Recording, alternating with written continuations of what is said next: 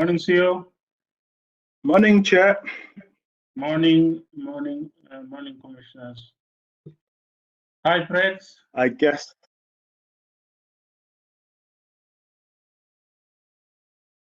Rulani. I don't see Professor Madlinkosi. Hi, everyone. Morning, CEO. Hello. He's joining. He's joining. I just spoke to him now. Yes. Okay.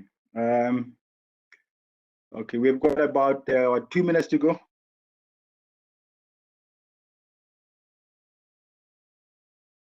Good morning, colleagues. Natis, Hatang, Rex, Governor, Mayor, Governor, Deputy Chairperson, Fadler. I'm trying to see who else is on my screen. Got a weird screen today. Layout.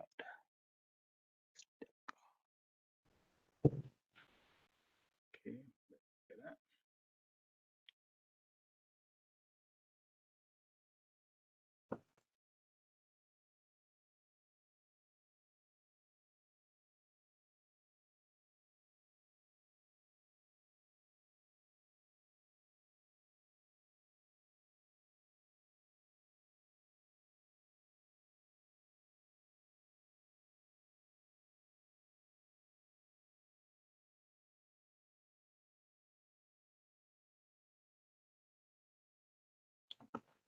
CEO.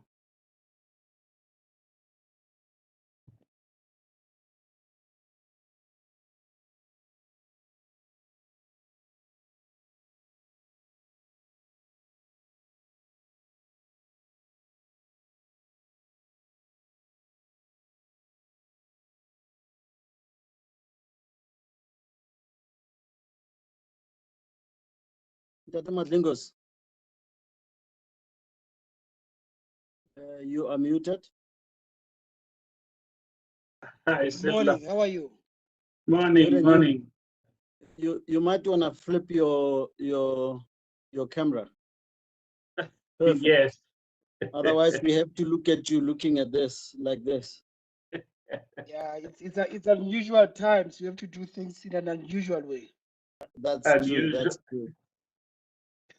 Unusual solutions for unusual circumstances. Absolutely. Let's forget African solutions for African problems. Yeah, Ninjani Mtegas. Yakunanto. Thank you. Dada Hatang, long time.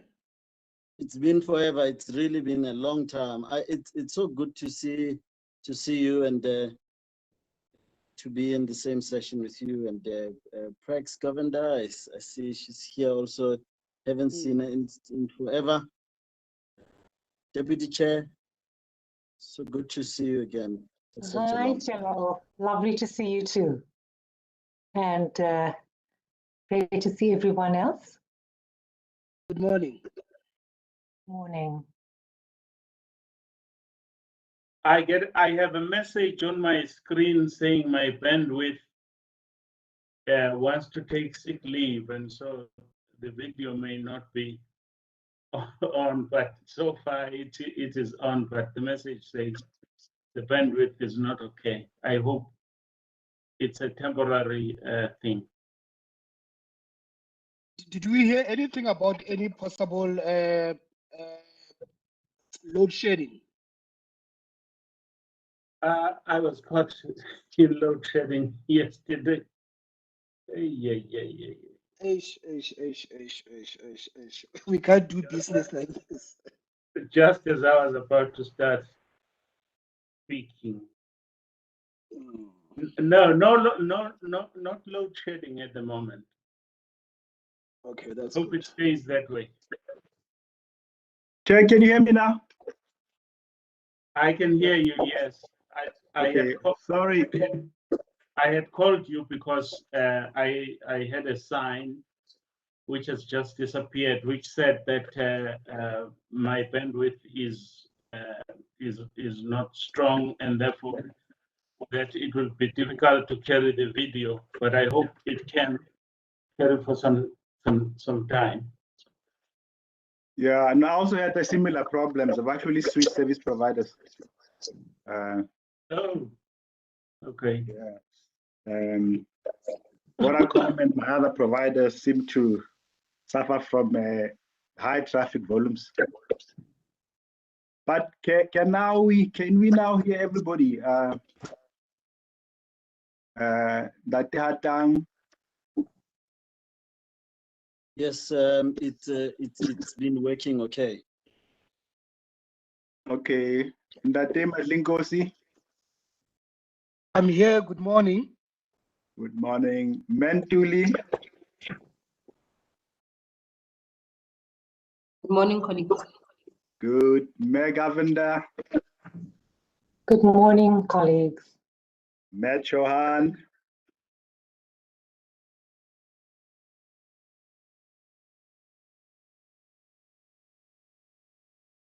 Me Adams. Okay. I can't hear the deputy chair though.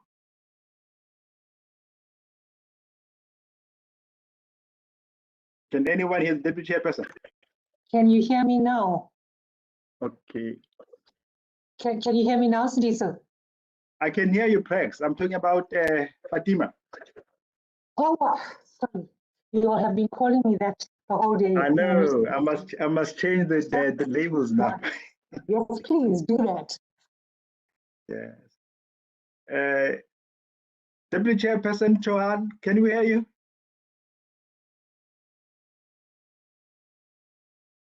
Can any?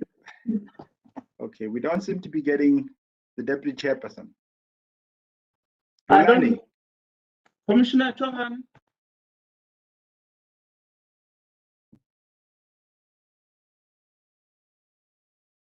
Okay. Hello.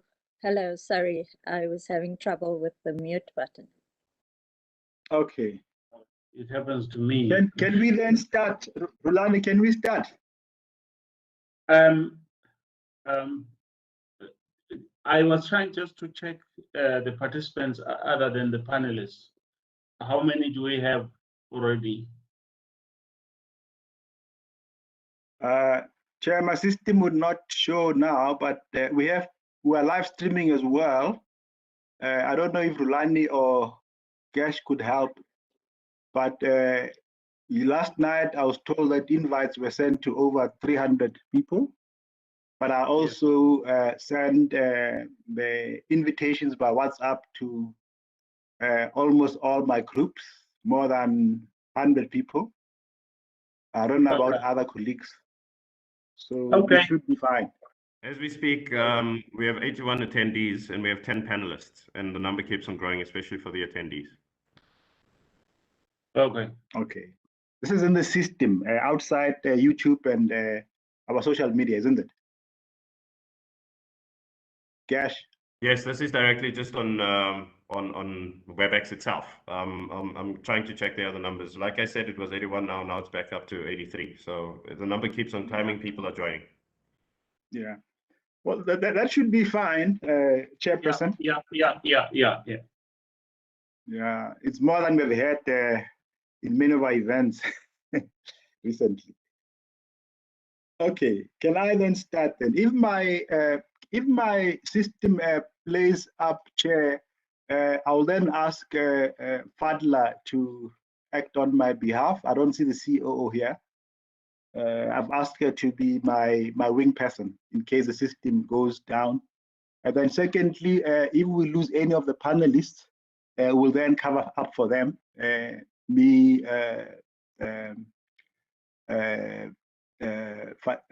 Fadla and whoever is available. Is that acceptable? Yeah. Thank you. So I just yes, wanted to advise that we are live on YouTube. We are live streaming. We have about 90 attendees. We have more than 12 people viewing via YouTube. So we're good to start. Okay. Let me start then. Thank you. Ladies and gentlemen, friends and partners in the struggle for human. My name is Tsidiso Tipanyani.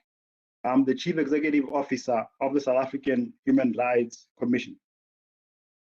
On behalf of the Chairperson of the Commission, Advocate Majola, and our Deputy Chairperson, Fatima Chauhan, and all other commissioners and staff members of the Human Rights Commission, I welcome you to this virtual Imbizo, a national dialogue in order to reflect on the unrest our country recently experienced in Gauteng and KZN. Now, certainly our country has experienced a very unfortunate tragedy, a tragedy which also led to life, destruction of property, and also a major setback to our economy and the advances we have made as a country over the past 2 decades in trying to make our country a better place for all to live in. Now, the conference is online. It's also being streamed live on our social media accounts, Twitter, Facebook, as well as our WhatsApp groups. So colleagues can also follow that. We're also streaming live again on YouTube. So we want to thank everyone who's taken time to take part in this very important dialogue in Imbizo, which will help us as South Africans find a solution out of this unfortunate tragedy. Before I hand over to our chairperson, I would like us to observe a moment of silence in memory of the more than 300 lives which we have lost through this tragedy, but also a moment to reflect and to convey our sympathies for people who have lost their jobs, their property, and many other things.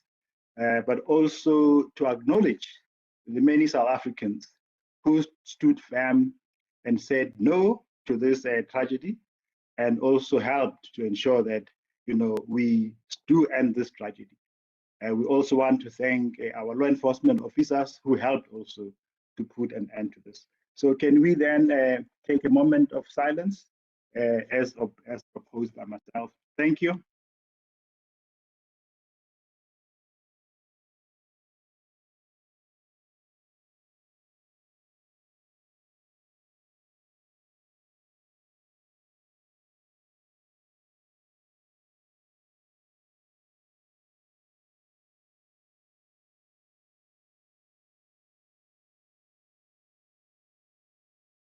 Thank you.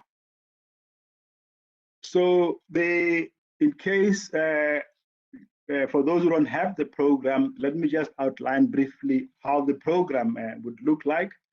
We'll have an opening address by our chairperson, Bongani Majola. Then this will be followed by our first session. We have 3 sessions for this dialogue.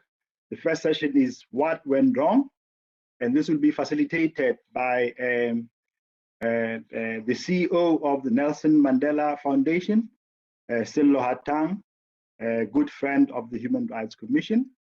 And then the next session will be facilitated by Professor Tsepo Madlinkosi from the Center for Applied Legal Studies. And then we'll have a comfort break at 10:50. Then the last session will be facilitated by Prex Govender, our former Deputy Chairperson of the Human Rights Commission. And then the last session then will be closing remarks and a way forward by our Deputy Chairperson, Fatima Chauhan. So may I therefore hand over then to our Chairperson, Bongani Majola, for his opening address. Thank you, and over to you, Chairperson.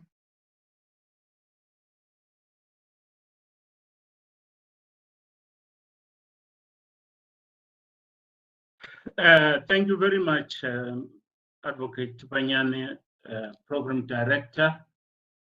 Good morning, ladies and gentlemen. As chairperson of the South African Human Rights Commission, I'd really like to extend a very warm welcome to you, especially on this quite cold winter day.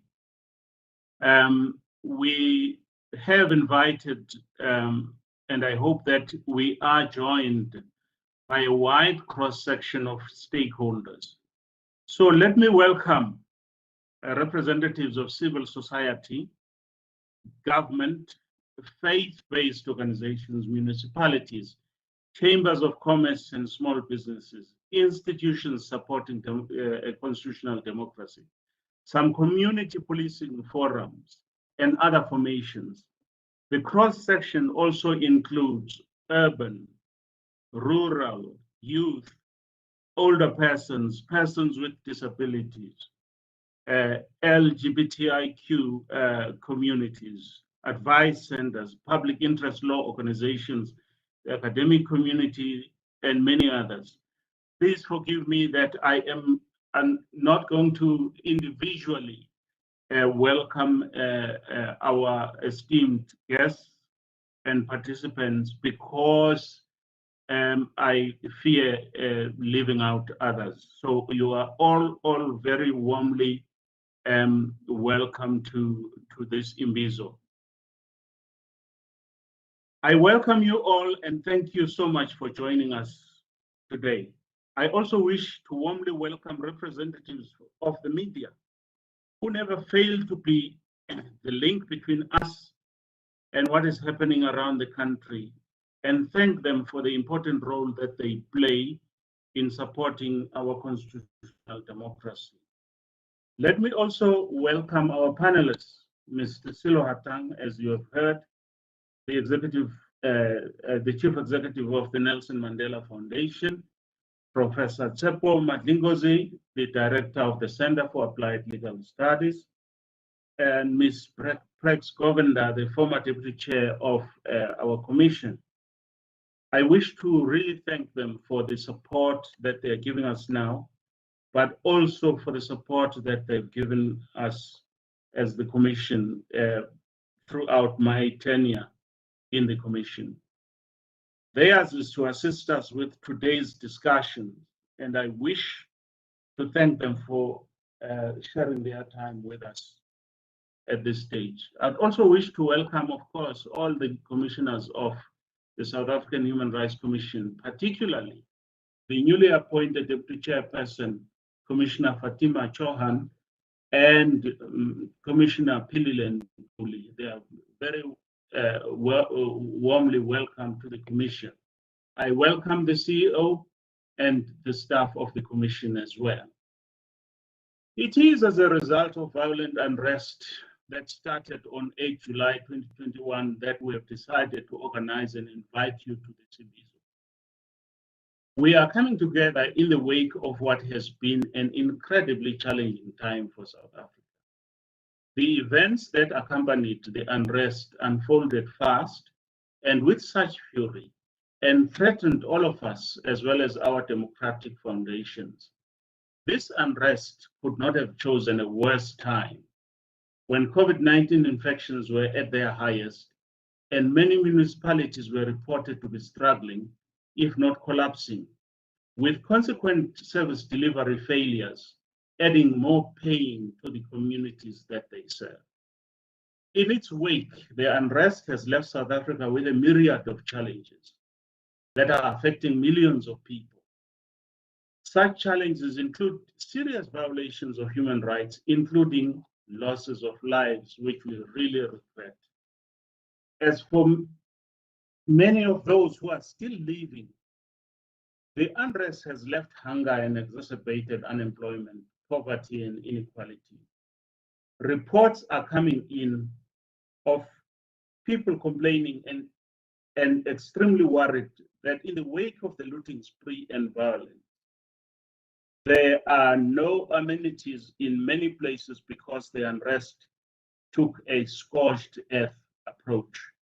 There is nowhere nearby to buy bread, milk, mealie meal, spinach, headache medicine, and many other essential needs whose availability we have, and rightly so, taken granted of over many, many years. This is because shops, warehouses, pharmacies, many means of transportation of goods have been looted and then burned down. We hear that many schools have been vandalized and some even destroyed completely, putting the rights of children to a basic education at risk. Jobs have been lost for both the employed and self-employed people. The Commission is also concerned about the racial tensions reported in some parts of Durban and KwaZulu-Natal. It is difficult to understand why race and racism have proved so resilient in this country, when it was public enemy number one to us during the time of apartheid, which used the law to protect both of them. Race discrimination complaints have been the highest among all the complaints that the Commission has received over the past 4 or 5 years. These complaints, and part of what happened in places around Phoenix in Durban, clearly demonstrate that much and urgent work needs to be done on issues of social cohesion. One recalls that this, by the way, is the 20th anniversary of the World Conference Against Racism, Racial Discrimination, Xenophobia, and Related Intolerance, which was held in Durban as a global call to end racism. I believe that the unfolding situation calls upon all of us to do something for this beloved. It calls on each of us to reflect whether we could have done more or better to avert the unrest and devastation that it sowed. And that devastation, not only to lives and property, but to the fabric of our hard-won democracy, challenges each of us to try and reflect how we can individually and in collaboration with others rebuild for the benefit of both our poor communities and posterity. I believe that we should reflect also on what can be done with the growing problem of poverty, unemployment, and inequality, which has remained in this country for more than 25 years. For how long must these continue? For now, ours is not so much to look back and point fingers on who is to blame, although that is sometimes inevitable. Ours is to think long and hard and dispassionately, excuse me, about the future of our people, the future of human rights, and ultimately, what would make our democracy stronger, what would banish inequality, unemployment, and poverty from this land, what would grow our social cohesion, and what would secure the currently shaky foundations of the rule of law in this country. As part of that reflection and planning for making a contribution towards a better future, the Commission, the South African Human Rights Commission, has called this Imbizo because we want to listen to the people of South Africa and hear what they say. This in the hope that we will learn many useful things. What went wrong? If we do not know what went wrong, we will not know what to fix or to put right. Some of the challenges I referred to earlier are quite daunting, like social cohesion, like poverty, like inequality. We hope that listening to you will enrich us not only with facts about what happened, but also with ideas about what can be done, about available resources, and about what collaboration opportunities are available out there to harness towards finding solutions to these challenges. It is the intention of the Commission to focus attention on the tensions in Durban and to explore a variety of strategies, including collaboration with others, the like-minded institutions and individuals, together with mediation perhaps hearings, investigations, or other avenues that we can pick up as we listen and reflect today. As one of the institutions supporting constitutional democracy, ours is, among others, to promote human rights and a culture of human rights in this country. The Commission is also required by the Constitution to monitor and assess the observance of human rights. In the view of the Commission, and insofar as the events of the past few days have questioned the extent to which a culture of human rights exists in this country, the Commission is in the process of developing a response plan to the situation. The structure and effectiveness of such a plan will depend on what we glean from consultations such as this one. What support the Commission receives from people of South Africa, and especially government, which the Constitution obliges in terms of Section 181.3 of the Constitution to assist and protect Chapter 9 institutions in order to ensure, among others, their independence and effectiveness. We also hope that it will inform us on the avenues for collaboration that we should explore and leverage. We hope to start firming up the response plan soon after this Imbizo and foresee that we need to work collaboratively with civil society and other stakeholders, which is why your own reflections, ideas, and other information are so important to us. The Commission wishes to foster social cohesion within the country and aims to pay special attention to that matter in devising its response plan. While this Imbizo will hopefully assist the Commission in reflecting and planning for the way forward regarding the implementation of its mandate, the idea is not to make it an isolated event, but to let Imbizos be a series of reflection activities that rope in a cross-section of stakeholders in the country. In conclusion, let me thank each and every one of you for responding so overwhelmingly to the Commission's invitation. It is in the interest of our democracy and human rights that we keep reflecting about who we are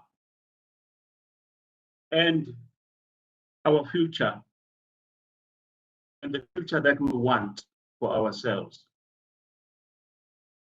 for our country, and for prosperity. I thank you.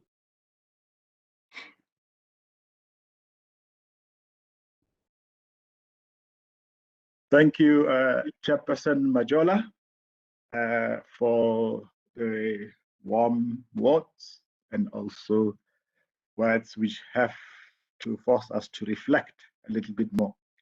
I now want to hand over to our first facilitator, Mr. Cello Hatang of the Nelson Mandela Foundation, to open and lead the discussion on what went wrong.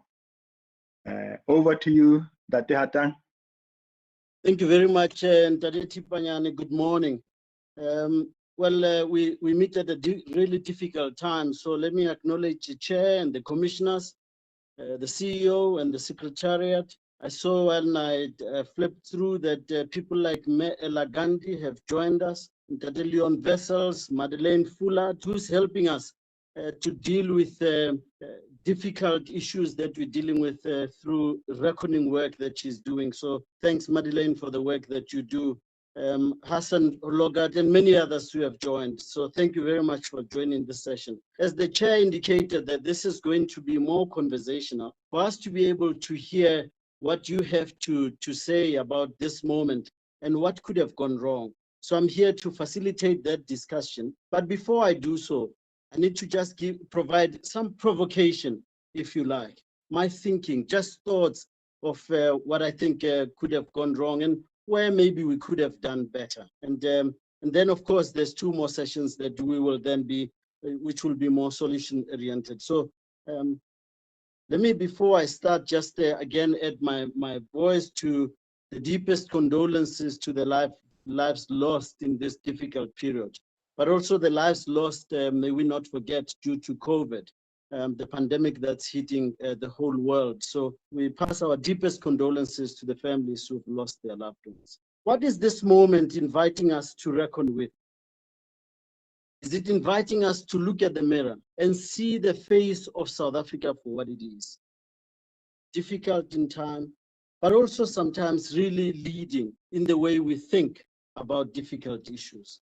Reckoning work of race and identity, poverty and inequality in a very violent democracy. Democracy which violates its people and poisons the future. If you look at the role played by young people, very young as 4, in some instances 5, 5-year-olds who also were running around just taking stuff that they could lay their hands on. So seeing such little ones on the streets tell you that we are poisoning the future. Is it telling us that we need to reckon with reconciliation and forgiveness? Work that we never finished, what we call unfinished business, which Ntate Dumisan Zabeza and Terry Bell keep reminding us we need to go back there. But also it talks about current reconciliation and forgiveness. As I discussed with Stephen Cruotes recently, who challenged me to ask, what do neighbors think when you have lost a job because your neighbor went on to loot where you used to work? How do you forgive such a thing when you have lost everything? But as a neighbor who looted, it's because you needed that which you looted, hence you then went out of your way to do so. So how do you forgive those you believe killed your loved ones? And you try to then just forget and move on with your life. It again adds to the layer of our woundedness as a nation. What do you do if you are sitting in Phoenix and you hear people knocking at your door, not even knocking, trying to run your door over because they are trying to break into your home? You've got a gun at home. What do? Do you sit and wait for these people to get into your home? Difficult choices that we have had to get our people to make. But as a resident, what do you do when you are stopped along the way, all because you are Black, and you can't then walk the streets of Phoenix? You can't walk the streets of Durban. You can't even get into some neighborhoods without having to produce some identity to prove that you belong in that area. We're back to the past days where you had to prove that you belong. Belonging, a sense of belonging, is what also went wrong and continues to go wrong. What do you do when you live close to a mall, yet you cannot access it because you have been declared that you might be a looter and you can't go into this mall just because you are Black again? These are things that demonstrate that we are a wounded nation, and we have not been able to reckon with our woundedness and deal with it from its root cause, uproot that woundedness so that the wound heals. Let me just reflect on some of the things that have been said about what went wrong. One of those has been failure of leadership. And of course, also us seeing incredible leadership in other parts of our country. Leadership without a title that then rose to the challenge. Yet leadership with a title disappeared for a period, just for a little while. And during that time, legitimacy of leadership was brought into question. And I think that legitimacy is something that we have to revisit as a country.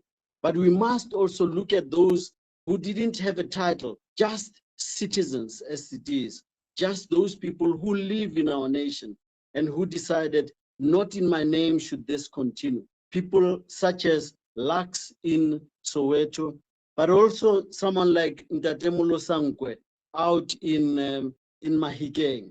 There are many such faces who then rose to the challenge and showed leadership when big leadership was nowhere to be found. I guess we can be proud about that kind of leadership. It reminds us of what Madiba said, that each one of us can be a leader. We just have to tap into that leadership when needed. So at the time of need, that leadership rose to the challenge. The second challenge that I thought went wrong is that the vast majority of urban South Africa was not involved. We must recognize that large parts of Johannesburg were not part of the looting and the mayhem that then broke out. 7 out of 9 provinces. I was quick to point out to CNN recently that it's not the whole of South Africa that's engulfed in what they were calling this tragedy that South Africa has become. It leads us to the question, who are we? Who are South Africans in this context?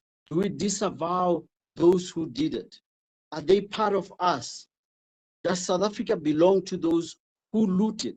And by looted, I don't just mean those who were looting last week. I also mean those who continue to loot the state coffers, those who are not visible, whose hands are not visible. Extractive capital that steals from the poor, leaves some of the parts of the country having been extracted, stuff extracted out of it with no shame. I watched last week a campaign called #ThisIsNotUs campaign. Who constitutes us as opposed to them in this context of such an unequal society? Should we not have this another campaign called This Is Us, in order for us to be able to reckon with the kind of poverty and inequality instead of looking away? It brings to question the question of citizenship, the question of belonging, alienation, the mores that are there in society, yet they are really alienating to those who see them daily. So what does an active citizen do when big leadership disappears? And this I leave with you to then explore later. The third element of this provocation is about the rule of law. Who does it apply to? Does it always go out to the poor, to target the poor, leaving out those who are not visible as they loot daily? Do we actually tackle those who loot? And the spark that was caused, is it because we actually left these high levels of poverty and inequality to take root in our society, therefore making them normal? We have become a nation that has normalized the abnormal. We've become a nation that looks away instead of trying to help bring those who are outside, who are alienated, back into the center. Lastly, I want us to look at this concept of the township economy and township economic development. What does it mean? Do malls bring development in the township, or do they extract value out of it? What do we mean when we look at the kind of services that are provided in malls? There was one of the interviewers, you must have seen this video that was making the rounds last week, with one of the people who protected Maponya Mall, saying this very Maponya Mall that we're looking at, the people who are employed here are not from here in terms of security services that are provided and also cleaning services. Yes, they might employ people who come from the township, but the ownership doesn't belong here. The ownership belongs elsewhere. And I think until such time that, again, we hold the mirror light very close to our faces, we are not going to move as a nation. We need to look at these services that are provided by malls. How extractive is it? Should we be changing a percentage of ownership of stuff that's inside a mall, that the majority of ownership that's in there is actually of people who belong in that community? But that does not always prove to be also the case in terms of protecting a shop. And I want to bring to our attention something that happened to Lucky Lekwati, for example. I spoke to him last week. He was at pains to explain to me that the benefits that I get out of this mall, my shop, I bring back to the community. My foundation funds projects in this community. Yet I sit here today empty-handed with nothing at hand because my shop was also looted. It was looted as part of the whole. And I think it speaks to, again, this sense of alienation and how Lucky Lekwati now has to, again, forgive and forget and go back into that community, plow back into that community again. We can't look away. So with this provocation, I want to bring you in to just ask us to maybe look into what could have gone wrong from your perspective. So I'm opening the floor for us to maybe explore further the questions that some I have raised, others that you might have a lot more of, because it's through conversations like this that if you, with your participation, they don't turn into talk shops. So I'm hoping that we then have you participate fully so that the Human Rights Commission can take some of the recommendations that you have forward as they present to Parliament and other bodies that they are accountable to as a Chapter 9 institution. So the floor is open for us to explore these questions. I'm going to ask Ndadeti Penyane to also help me with the questions as they come through from the chat box. So if there's questions that are coming from there, we should also look into those kind of questions. So the floor is open for us to then bring forward any ideas that we think the Human Rights Commission should look into. Thanks a lot. Colleagues can just raise their hands. We'll see it on the screen, or pose a question on the chat box. Colleagues will help in case I miss anything. Thank you.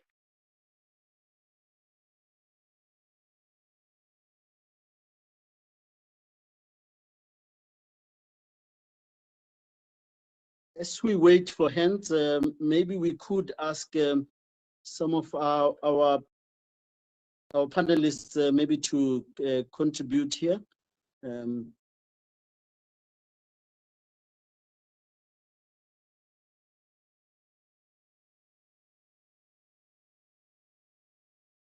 Hello. Hi, good morning. There are hands from Kamahelo and Sipho Mantula, Monica Hood as well. We do recognize you. We're just activating the function to enable your mic to be activated. If you could bear with us for a few seconds. Thank you. Okay. I'm using my iPod. That's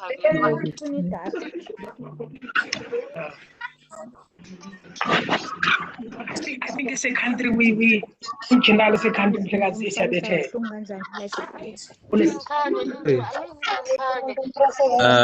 can I go ahead? I'm sorry. Can other people please mute? Leader.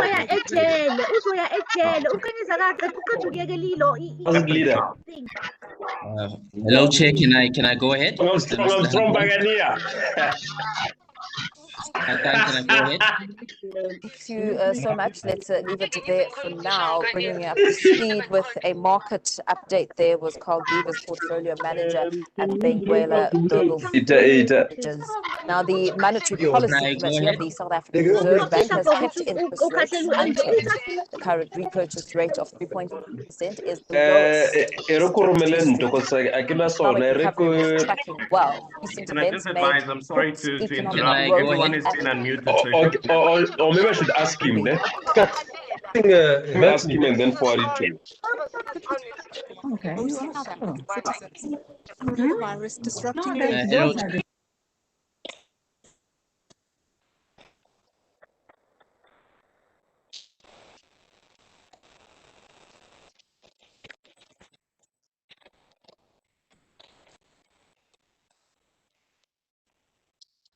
I'm sorry for interrupting. It's Gershel Brooks here, the communications coordinator at the South African Human Rights Commission.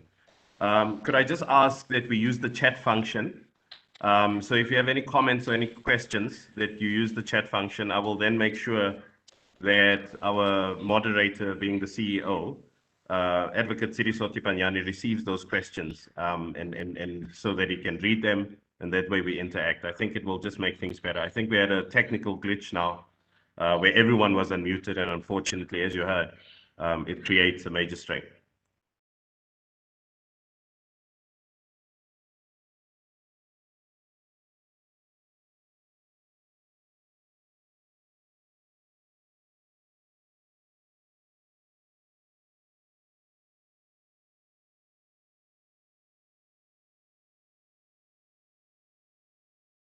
Yes, okay, I'm going to make Fatla the host now.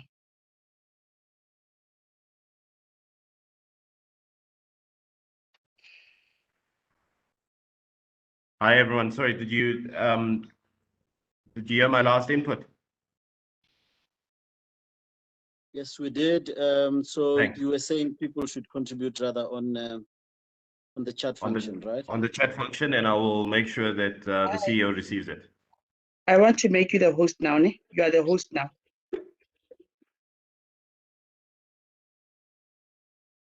There's one question that's been put forward by Ms. Naidu, who says there are constant attacks against the Phoenix community by the EFF leader to fuel racial tension. How's the commission dealing with this?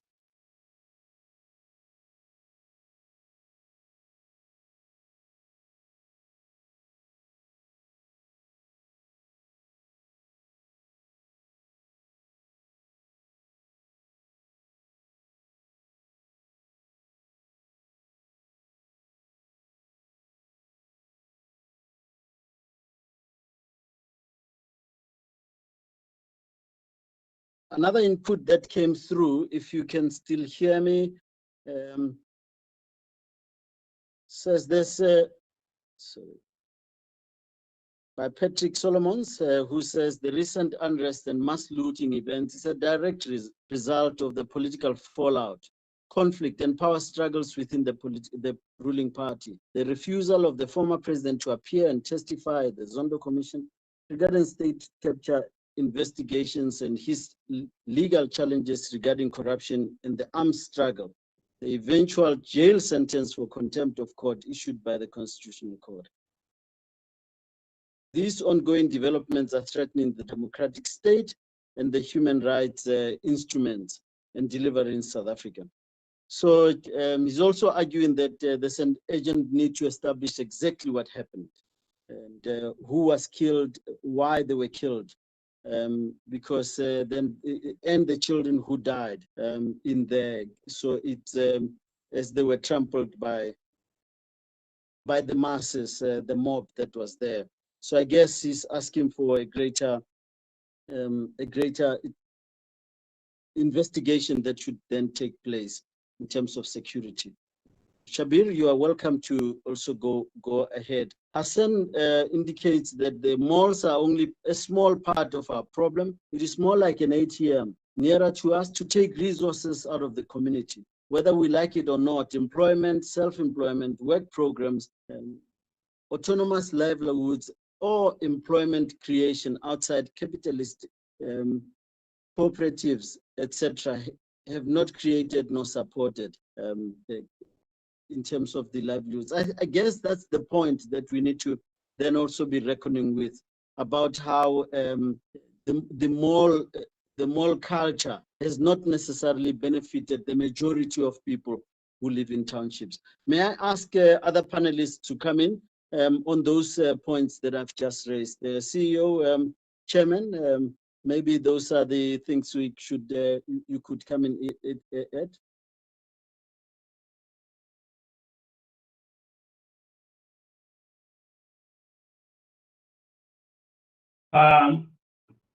Hi, Cello. May I just come in here and say that with regard to the question from Ms. Naidu about what are we doing about the ongoing attacks or frequent attacks, constant attacks by the EFF on the communities in Phoenix. The answer is simple, that I have said that we are actually focusing our attention on being present in Durban, including Phoenix, and particularly highlighted the issue of social cohesion. That is part of the information that the Commission will consider, and it is good that it is brought up in detail so that the Commission can then look at that and devise a means of responding to this, because our aim is to try and find a way in which we can address not only the social cohesion issue in Phoenix, but particularly we would like to attend to the social cohesion issues, the burning ones that are in Phoenix, including the causes and the solutions and what can be done in order to stop them. We will deal with everything, that relates to social cohesion. Thank you. Thank you, Cello. Thank you very much, Chair. The other contributions from other panelists?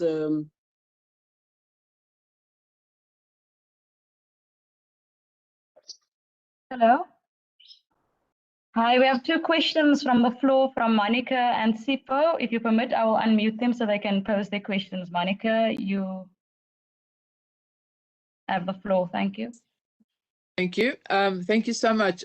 My question is that, we have millions of people living in poverty, and we've been pleading with the government from a coalition point of view. I'm also with the South African National Child Rights Coalition, as well as part of an NGO. We've been, and in many years, and we've been pleading with the government to really look at the social relief grants going on during COVID times. And these were stopped after the first lockdowns. And I think that has some contributing factors to this. And so we would really like to plead with the government to really look at that aspect, because we are still sitting with millions of people that are living in poverty.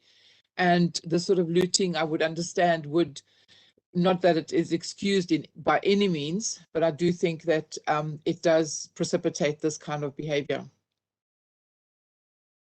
Thanks, Monica.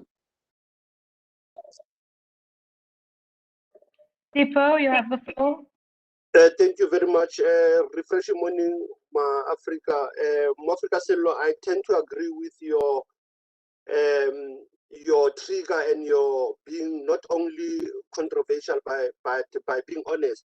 I think it is important, as you said, that celebrating Madiba. What went wrong is that South Africa was unmasked to the whole continent, that the African Union had to issue the warning.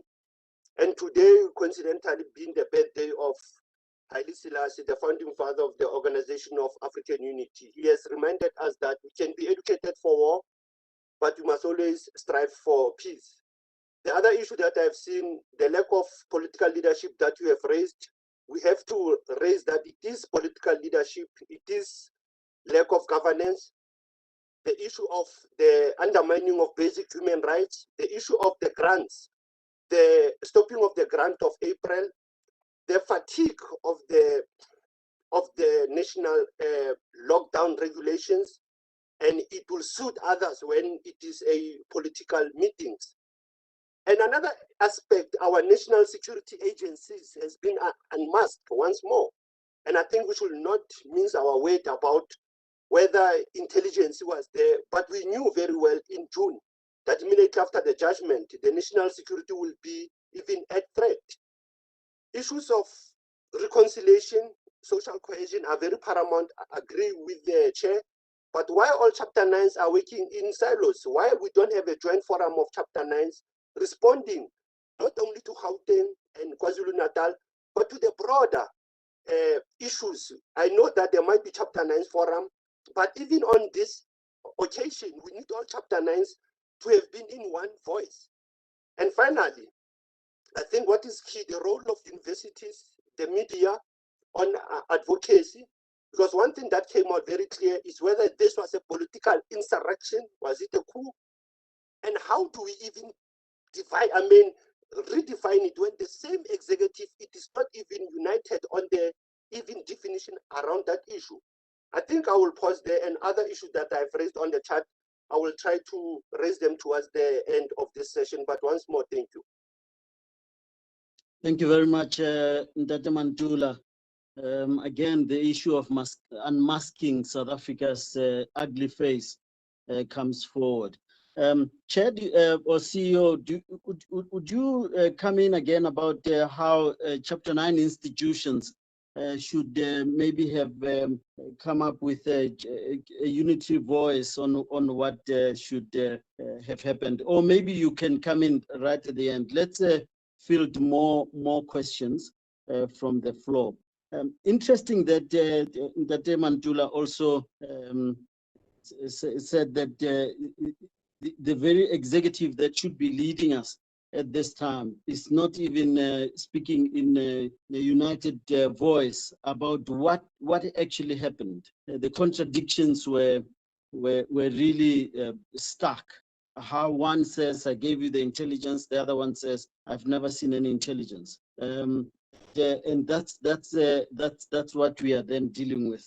That's big leadership failure that we were referring to. Can I get Fadla? Do we have more questions from the floor? Shabir Cello. Hello. Shabir, Yes, Fadla. Hello, Fadla. How are you? Well, thanks. You're on the floor, Shabir. Thank you. Okay, thank you so much. Dear friends, thank you so much for inviting me to join this Imbizo. I'm really grateful to you for this opportunity to share my thoughts and to contribute to the discussion.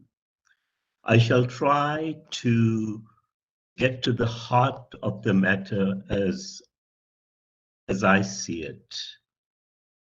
Not only was the recent violence terrifying and should not have happened to anyone, but sadly, many of the responses to it have failed to fully appreciate the realities of our land.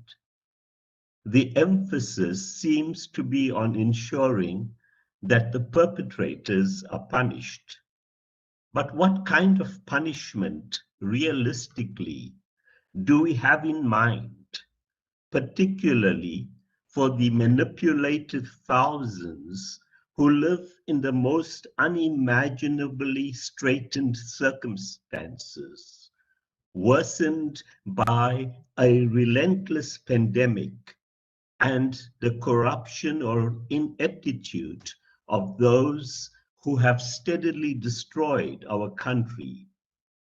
In this critical time in our lives, we are all asking, why are we failing? Here are a few reasons. There may be many more. We lack sufficient consciousness, connectedness, and compassion. We have closed our eyes to the intolerable circumstances in which so many South Africans find themselves. And we only become conscious when danger is close, relapsing as soon as the danger is past, as we will most likely do again.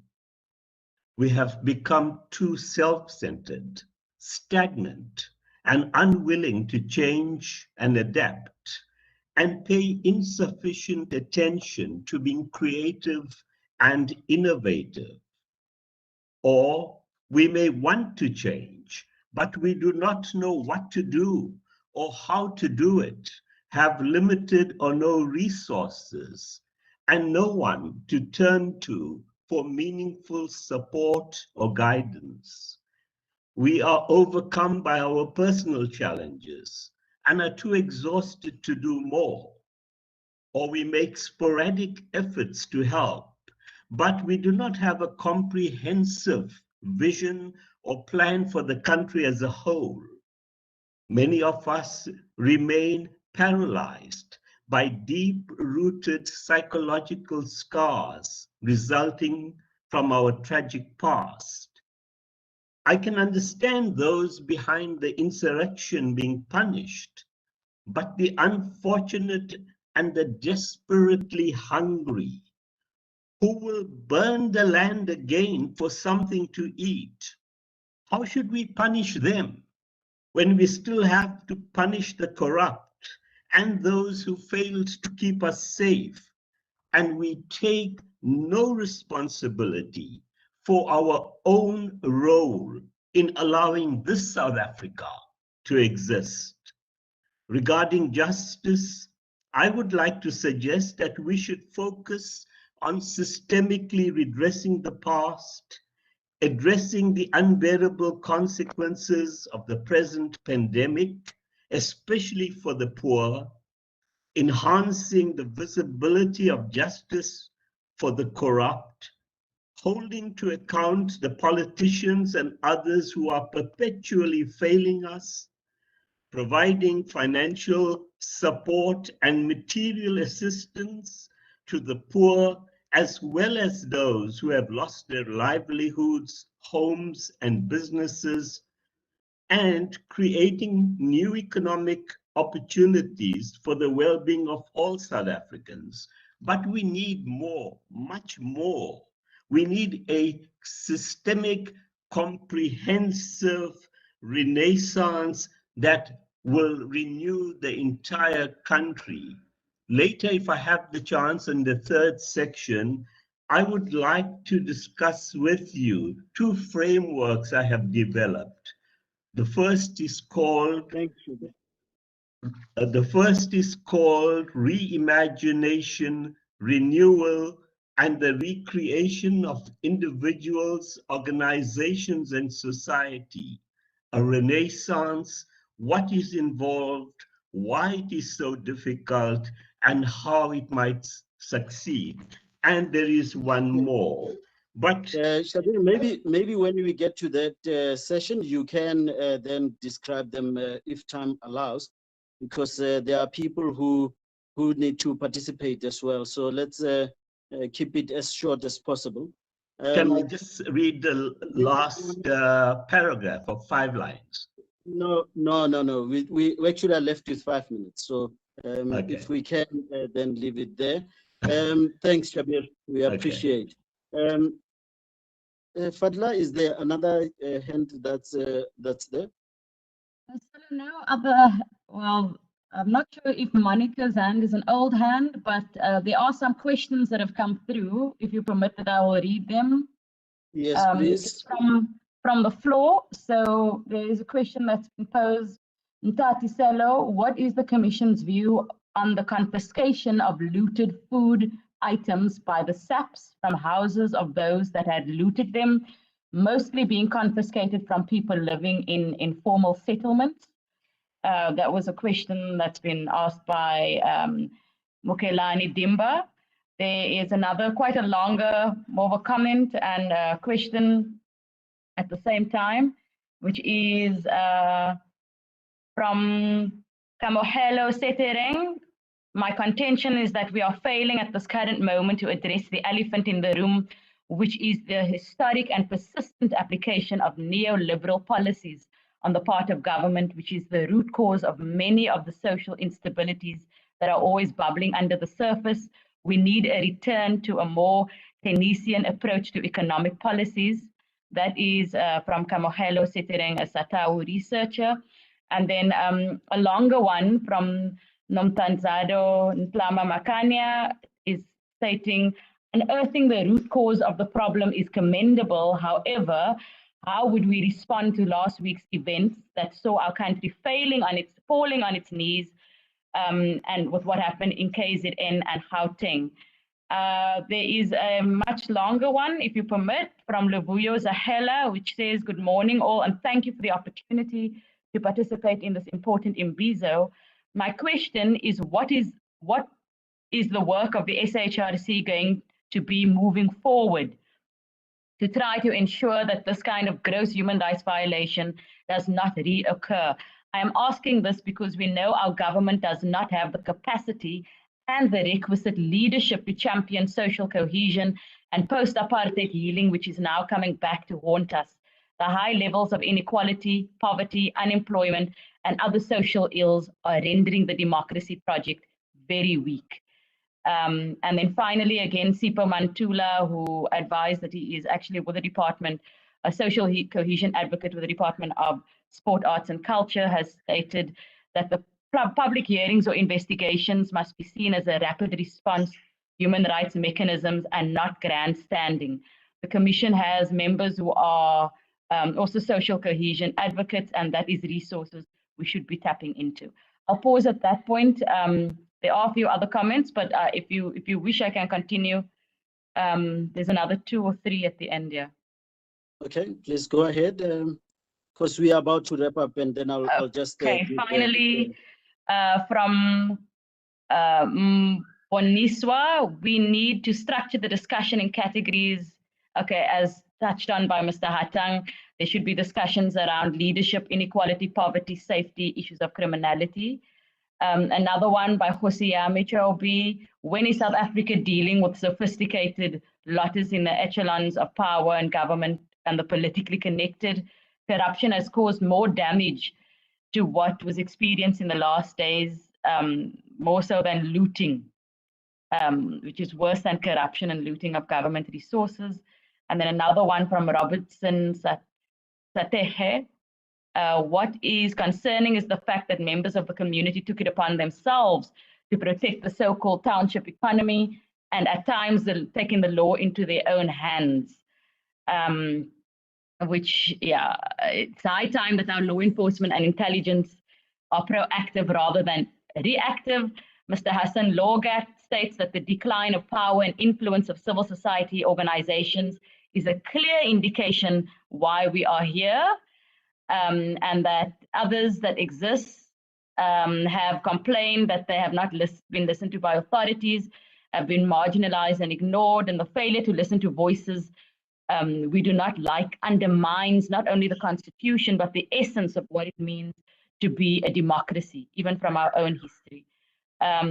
Yeah, that's it from this stage. And then in last one that's come through now, I would like to suggest to the SAHRC, this is from Luvuyo Zahela again, I would like to suggest to the SAHRC to fully investigate the violence and killings that happened in Phoenix, because if it is not done, what we will be faced with is another mass violence and killings by Africans in that area, as they would feel that their pain and loss is not considered important.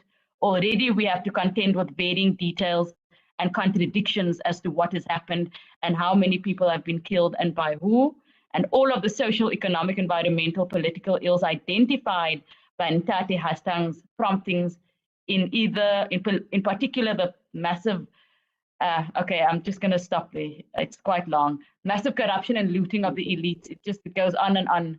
Yeah, I don't think we can get through all that. Thanks, Fatma. With the minute that's left, I think it's the chair and the CEO will then make comments at the end. I guess as I close this session and hand over back to the CEO of the Human Rights Commission, and Tadeti Panyana, it's important that we again just revisit what Ndate Mukelane Dimba asked. The face that's been presented of the cops who are taking food. There's a photograph that was making the rounds of this guy who was in handcuffs, and there's food that he had allegedly had taken from the shops. What image does it present to South Africa? What does it say about the hand of the state? Of course, as opposed to television sets and the guy who was trying to fit it into his car, small car, and the guy who, the CEO who was arrested. That's again another image of South Africa that we need to also be dealing with. So I'd leave it there because we've run out of time for this session, and hand it over to Ndate Panyana with thanks and gratitude for this opportunity. Thank you, Ndate Hatang. And all the inputs. Can I then hand over to the chairperson before we make comments and then move to the next section? Chairperson. Thank you. Unfortunately, I had to move out because I got a bit of a call relating to the to the Imbizo by one of the stakeholders. And Dr. Hatang had asked me to say why Chapter 9 institutions are working in silos. No, they are not working in silos. In fact, even as of yesterday afternoon, we were meeting as the forum of institutions supporting constitutional democracy to talk about what should be our response. So we are working on something. Thank you. Thank you, Chair. And just to say also, there is an agreement amongst Chapter 9 and Chapter 10 bodies that in November we'll have another event to look at issues of corruption and COVID and how it affects our democracy and human rights. So there's definitely engagement between amongst ourselves. Of course, things could be better. But colleagues, I really want to thank everybody for all the inputs, and some of the questions have been noted. They've all been noted, and we'll reflect on them because this is just the beginning of a process by us to find a meaningful solution to all these issues which are happening before us. So, and I also want to apologize for the teething problems at the beginning, but at least now Fadla is now handling all these issues. I'm just the guy who signs checks. So can I then hand over then to our next facilitator, Professor Tsepo Madlinkosi, on how we've responded to the unrest. Over to you, Tsepo. Good morning, colleagues. Dumelang. I hope everyone is still here. Thanks to Cello Hatang for facilitating the first session. So the first session looked at, what possibly went wrong. Comrades and colleagues, we are now moving to the second session. We are moving towards solutions. As you know, this is not a seminar. It is not a workshop. It's an imbizo. And traditionally, as you know, we use the imbizos to find each other. Some people call them bosberat. Some people call them conventions. Some people call them pizzos. Whether you call them imbizos, pizzos, or bosberats, we use these platforms to find each other. And we are guided by a number of principles. One of the principles is that nobody should be left behind. That's the first principle of an imbizo. Nobody should be left behind. The second principle is the one that says that all views matter. All views count. There's no superior or inferior view. We must listen and hear all viewpoints, as long as they are within the bounds of the Constitution, as long as they are decent, as long as they are guided by principles of Ubuntu. Everybody counts. And then lastly, that, I would plead with us that we focus on solution-oriented views and inputs. So we're not interested in a talk shop. The aim of this imbizo is to harness the collective wisdom of the community so that we can move forward, as a society. So I'm a facilitator. I'm not a speaker. I won't make a speech. But just to say that, more than 300 people have lost their lives. Thousands and thousands of people have been injured. We don't talk about those people that have been injured. Some of them have suffered lifelong injuries. There's a mental health cost to this. Depression, anxiety, and PTSD that will result from this unrest. Thousands of people have lost their jobs, but there's also a political fallout. The trust deficit between the state and citizens have widened. There is a trust deficit in relation to our security services, our intelligence services, the coherence of our cabinet, whether they speak with one voice. So we are dealing with an intersectional problem here. a political problem, an economic problem, a social problem. The aim of this session is to invite you to propose solutions. What would you like to see happening? We like to see more securitization, more security and punitive measures. We like to see more humanitarian responses. We like to see more political responses in terms of how we strengthen institutions of democracy, strengthen institutions of that makes up the security cluster. Is it more gender just solutions? Is it solutions aimed at decolonizing this very society and economy that is still colonial in nature, where the majority of people still find themselves on the underside of the new South Africa? What are the solutions? Colleagues, we want to hear from you. It's an imbizo, therefore we want to hear from you. How about wa bua ka Sesotho, o ka bua ka Sesotho. Ma o funa khuluma, nga khuluma. So any language is accepted. You can even speak Afrikaans. We'll be able to accommodate you. We want to hear from you. Nobody should be left behind because of language or even because of access. So I'm going to open the floor to hear from you in terms of solutions to this multidimensional, intersectional problem that we are having.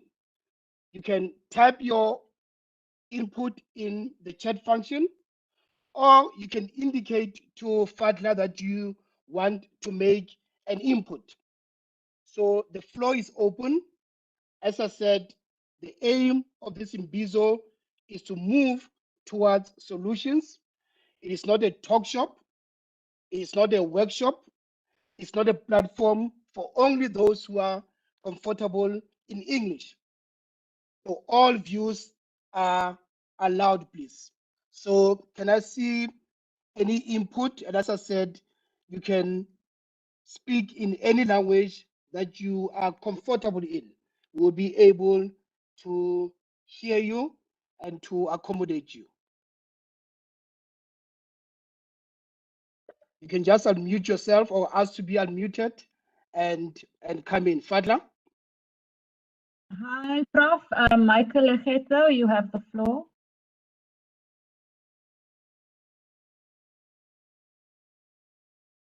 Mine is a comment. I'm not sure. Am I audible enough?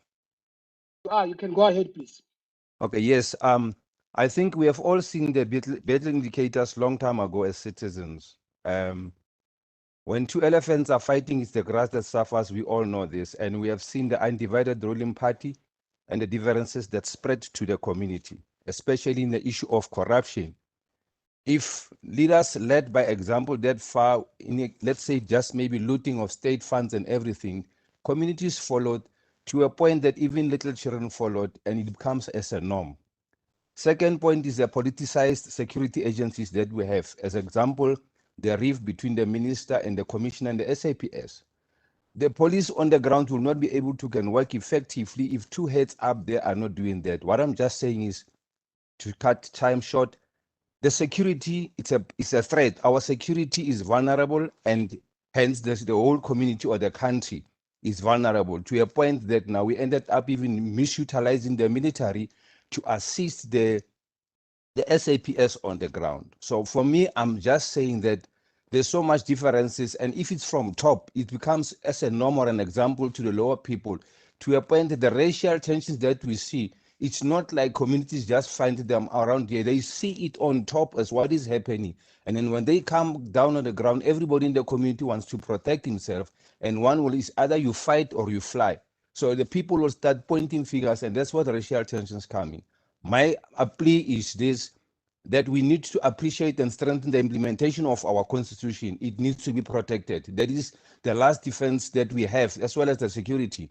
We should also improve the state competency, the capability and accountability to citizens, starting immediately with security cluster, because that is where we are. I want to believe that for me as a ex-military person, I want to believe that our country, we are not safe, we are not protected. Any country can do anything because we are easily exposed to everything because we are accountable. Everybody will know the false numbers that we have of the police and the SAPS, but you will never go see any country exposing their military equipment, their uniform, their statistics, and everything on the media. So our security cluster needs to be revisited, and I know that now. Okay, thank you very much, sir. Thank you so much. So, the delegate, you mentioned about 4 issues that needs solutions to. The one is the issue of a culture of impunity. Yes. The idea that, you know, people at the top can be corrupt and there are no consequences. Yes. There's an English saying that the fish rots from the head. Yes. So you are saying that, you know, when we see incidences of wanton looting by citizens, it is a continuation of the looting that happens at the top, at a political level.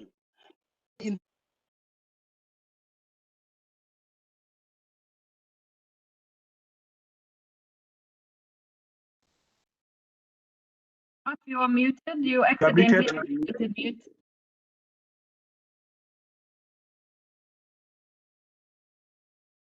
Do you hear me now? May proceed. Yes. So the first thing that the delegate to mention was the culture of impunity, where there's corruption, where there's looting at the top, but there's no consequences. And the delegate is suggesting that the wanton looting that we see or that we saw last week is simply a continuation of that culture of impunity, and that to treat individual acts of looting separate from a structural systemic looting will be a mistake. The second issue is the politicization of the security cluster and the factionalism within our security services. That is an issue that will need to be attended to. And here I'm reminded by of the Mufumadi report.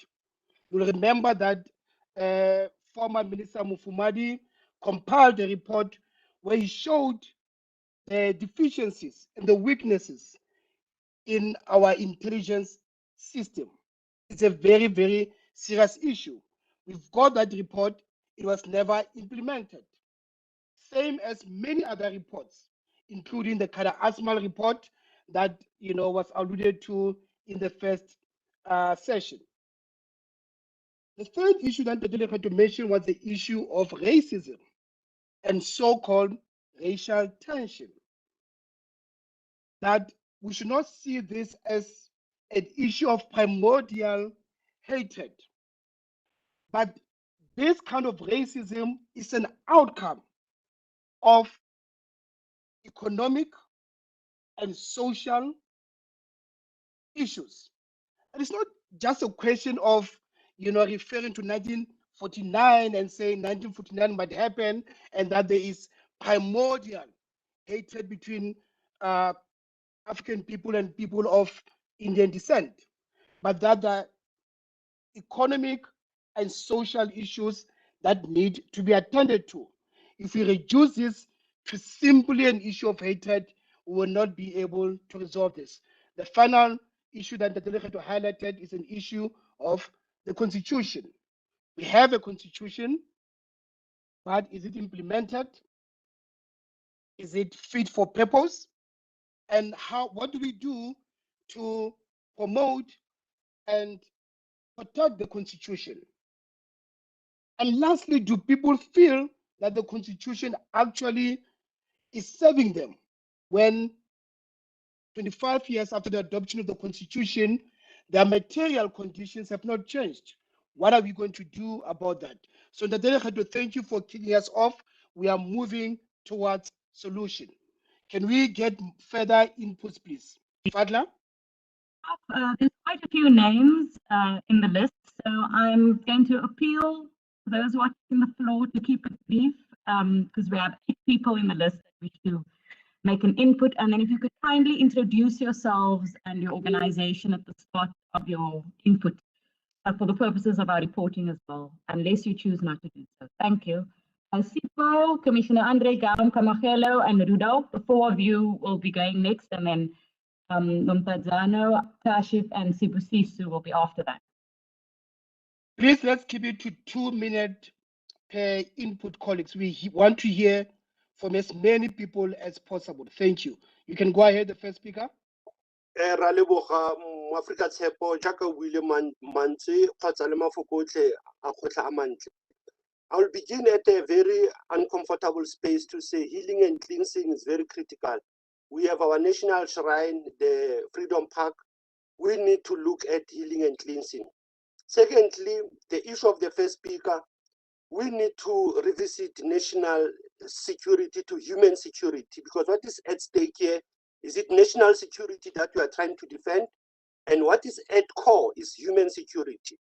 And thirdly, I think one of the solutions, if we talk of a solution, there must be the revolution. And if there's a revolution, there must be revelation. And what must we reveal here? The fact-finding mission must be multi-sectoral. We should avoid the fact-finding missions where we have only the accredited investigators.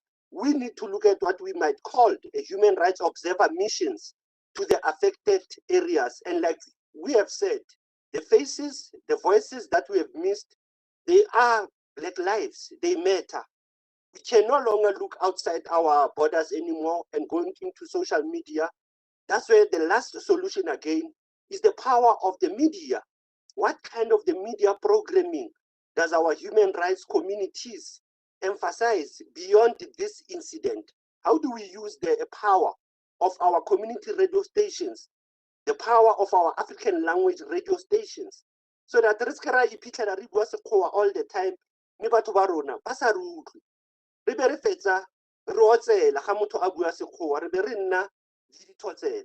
Jaanong go botlhokwa gore re bue puo tsa rona gore batho ba rona ba re utlwe. And finally, like I said on the chart, you have the Ministry of Arts and Culture, which has a budget on social cohesion and nation building. And that's where we see that you have all the social cohesions, social compact, you have the scenarios that have been given by Professor Fikeni in Fulamiti. Have we looked at those reports and say, but where to from here? Thank you, Africa. Can we have the second speaker, please? Thank you very much. My name is Andre Gaum. Yes, I want to quickly refer us to an article by Dr. Guy Lamb on the website, The Conversation. And he has done some research also into looting in the context of xenophobia. And he says that the intensity of the looting in parts of KwaZulu-Natal and Gauteng signifies a convergence of brokerage, which is active encouragement, an upsurge in attitudes that looting is socially allowable, and a willingness of certain pro-violence groups and networks to actively facilitate looting across the two provinces.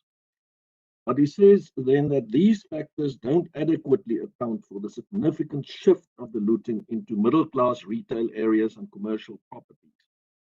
He says that the grand scale and bold nature of the looting suggests well-resourced, in inverted commas, hidden hands that have expertise in provoking and instigating civil disorder. He then refers to a report published in December 2018 that revealed deeply troubling findings about state security in South Africa, and in particular showed that elements within the intelligence services at the time had access to large sums of money and had not only fueled political factionalism, but had engaged in sophisticated, in inverted commas, dirty tricks operations against, some of the factions, especially that of President Ramaphosa.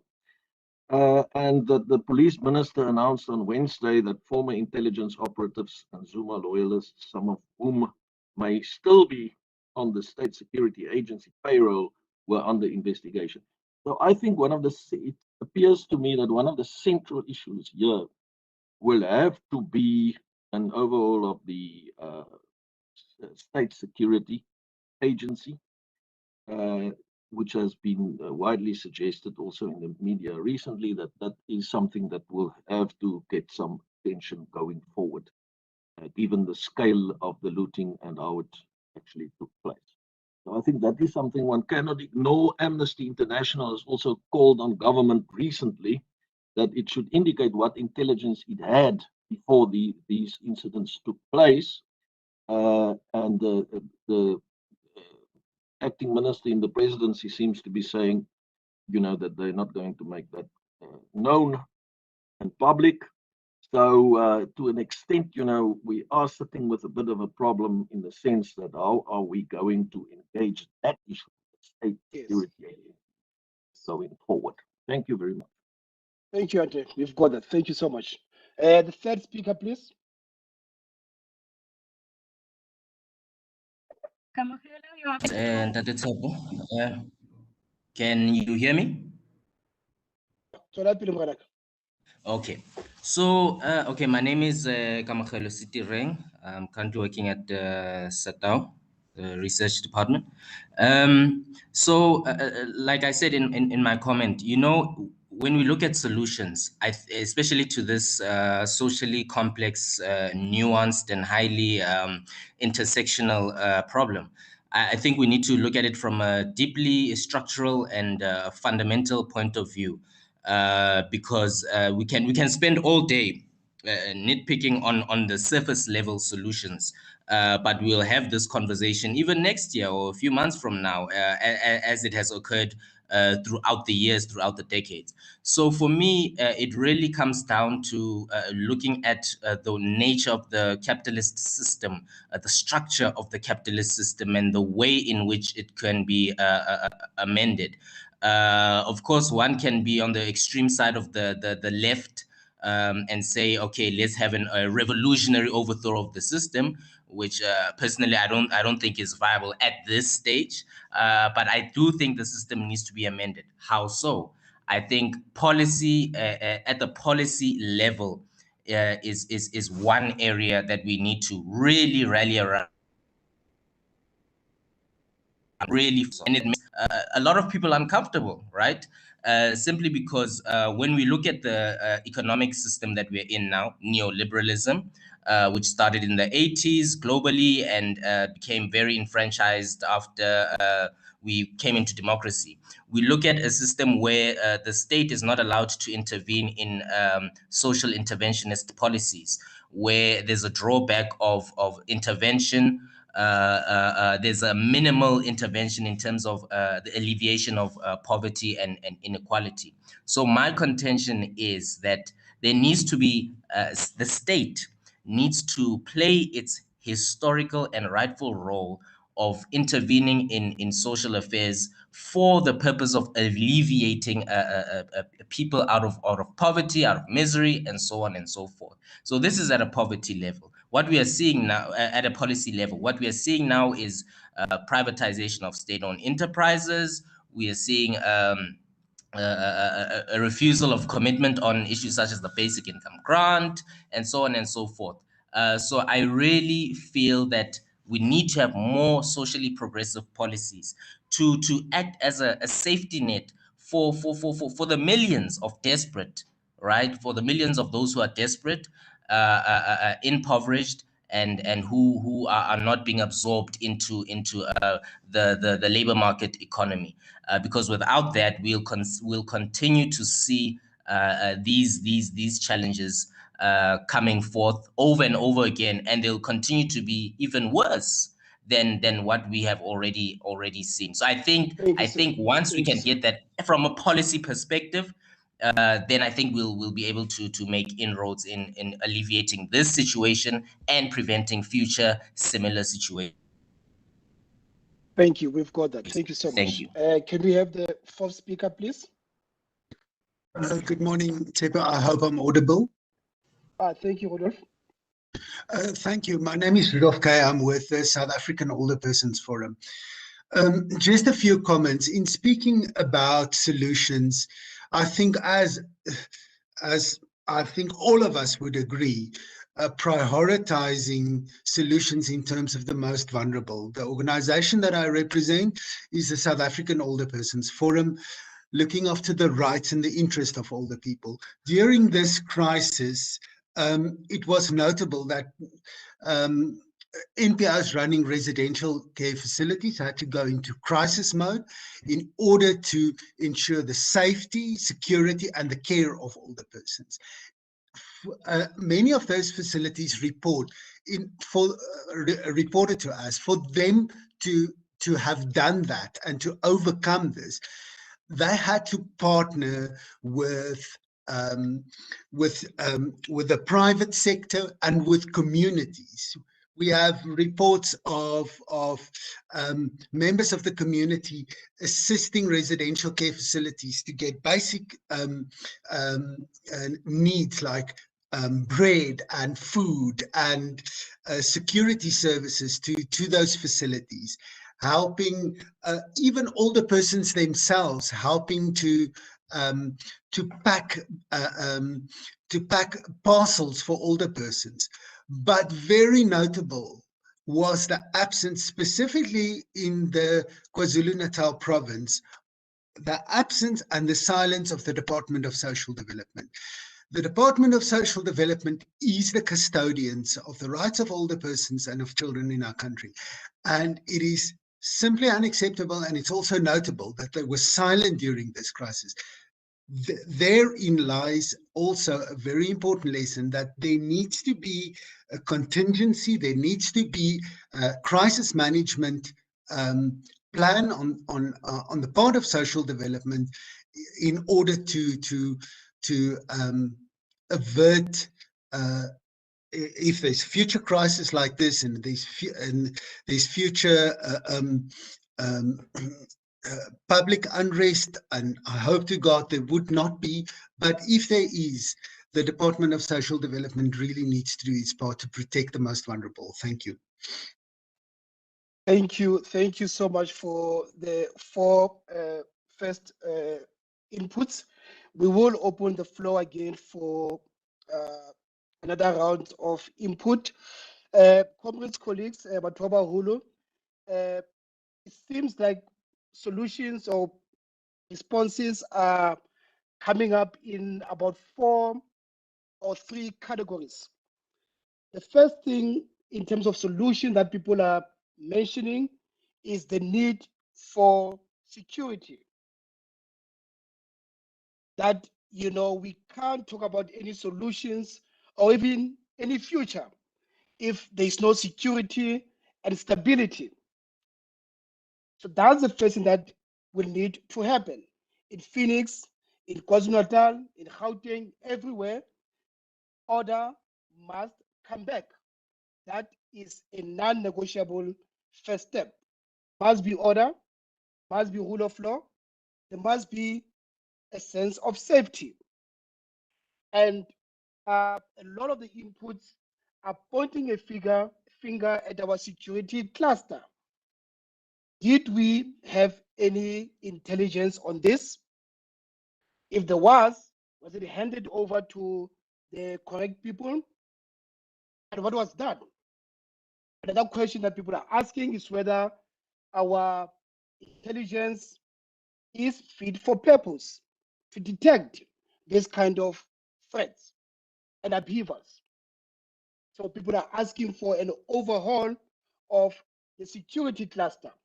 So that is the first in terms of the broad category of responses. There must be a return to order, to the rule of law, to safety and security in all communities. That is the non-negotiable first step. But it is clear from the inputs that people are saying there is no return to normal. We can't go back to normal or even a new normal because the normal is broken and the normal is the one that brought us to this point. So the second broad category that people are mentioning is human security. And Rudolph was just telling us about that any responses must consider the most vulnerable and the most marginalized. Older persons, children, non-nationals, and everyone. Human security. Here we talk about issues of gender justice. We talk about issues of social security. We're talking about employment and so forth. So first of all, security, but secondly, human security. And then thirdly, people are asking whether it's a time to negotiate and to debate a new social compact. What will a new social compact look like? We have a fantastic constitution, but people are saying, is it not undercut by a microeconomic system that we have? People are mentioning neoliberalism, and I hope they will unpack it for those of us who might not be familiar with what we mean by neoliberalism and capitalism. Is future under this microeconomic system possible? Or does it undercut everything that we're trying to do with this constitution that we have and all the good intentions that we have? So we are moving nicely along in terms of solutions. Can we have more inputs, please? Fadla? Hi, Prof. Yes, the next person is Nomtanzado, followed by, if I can just give the sequence, there's quite a few, so you'll note that your names will be, your mic will be activated. But Nomtanzado is next. Thank you. Thank you. Go ahead. Thank you, colleagues. Am I audible? You are, Nomtanzado. Okay, thank you very much, colleagues. Good morning. My hand was up earlier. Colleagues, following the earlier session where it was mentioned that the chapter 9s are working in a fragmented fashion, of which Professor Majola did respond to that one. I think at this stage, it is very important that we strengthen our rights education, considering the number of people or the people whom we saw looting the malls and causing so much havoc, because that talks to the lack of national information flow.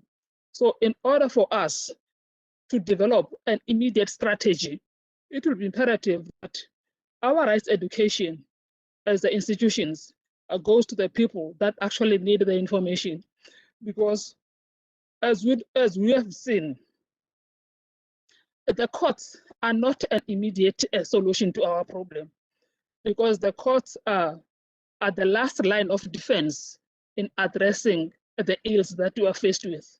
So in order for us to ensure that at least as much as we are dealing with the deep structural, social and political problems, our tools are brought together to conscientize our society, to ensure that the constitution that is highly recommended as a holy grail in protecting the rights is actually is fit for purpose.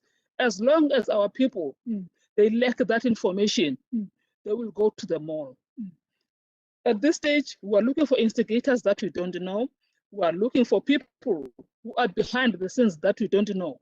But we have the very people who are faced by all the socio-economic ills, whom now are faced with the wrath of the law, and they will end up with criminal records for having broken into the malls. So for us, as rights institutions, it is high time to review our strategies in communicating or in transmitting our rights message to our people, so that we don't have a society that now we are pointing fingers at.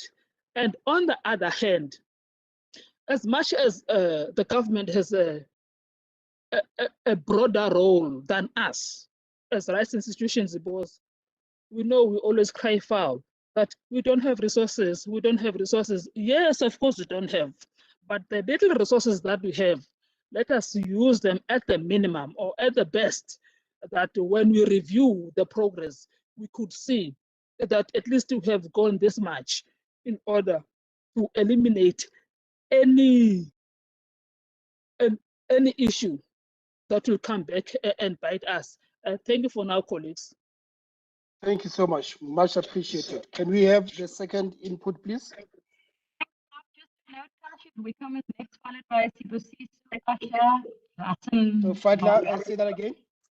I said Sibusiso next. Sorry, Kashif Wickham is next, followed by Sibusiso, Asha, and then Hassan Logat in that sequence. So your mics will be activated.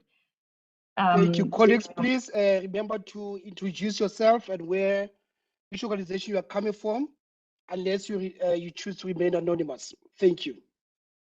Thank you all. Am I loud and clear? You are. Thank you. This is Kashif Wickham. I'm the president of the Progressive Professionals Forum. I want to make 6 points, and I want to make it quickly, Chairperson.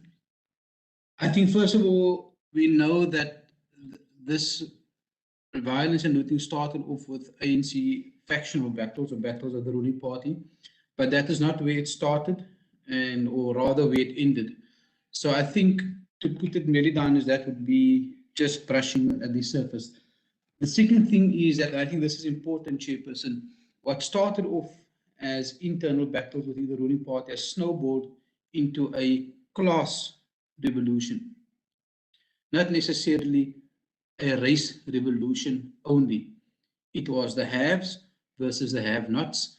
It happened to be in KZN, Phoenix, and the haves there were members of the Indian community. But of course, when one looks in the Eastern Cape, it was our taxi owners who protected their malls or the malls of their townships from being looted. So I think it is key for the Human Rights Commission, it's key for all of us as South Africans to admit that we are at the precipice of a class revolution in this country due to the effects of apartheid and also the inability, not through a lack of trying, of the state wanting to address the social injustices of the past.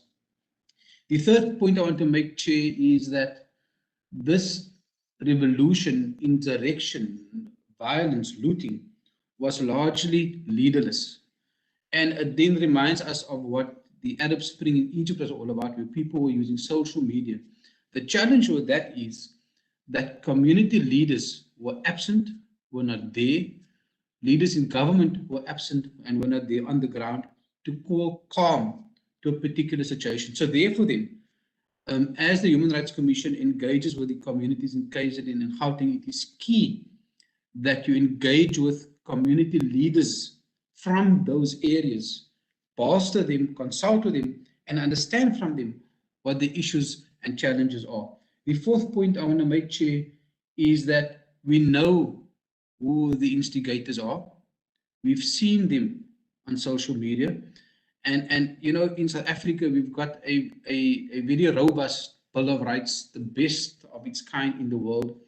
And South Africans very easily speak about the human rights, the right to express themselves, the right to associate, the right to protest, but seldom to zero speak about the duties which goes with having those basic human rights.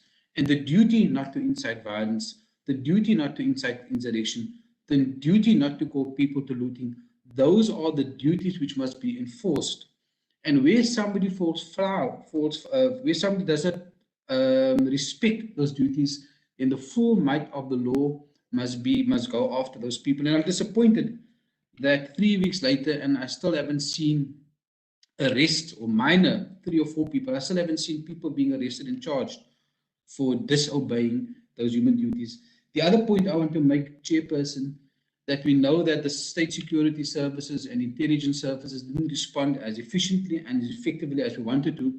But issues such as this, similar to the gang violence that people experience in the Western Cape, needs a social compact between the state and civil society and community-based organizations. We will never combat these ills and violence such as we have experienced with krachtdadigheid only. There needs to be that social compact. Then I think, Chairperson, the last point, as we rebuild our economy, as we rebuild the buildings that were burned in these communities, we need to focus on advancing and progressing the township economy, which takes us back to the class revolution I mentioned earlier.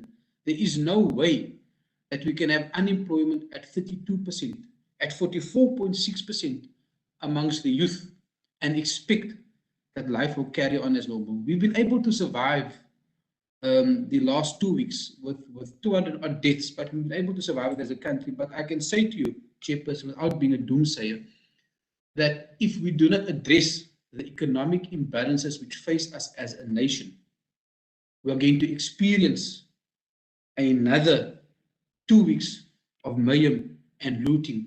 And again, thank you. It will be faceless and meaningless. Thank you. Thank you so much. You've got your 6 points. Can we have the third speaker now? Please introduce yourself. Morning, Chairperson. Morning, everybody. I'm Sibusiso Makubane. Can you hear me? We can, Sibusiso. Yes, I'm from Department of Education. I'll first start with the issue of Phoenix. I've worked around that area for quite some time, so I know for more than 10, 15 years I was working as a teacher around that area, so I'm familiar with the area.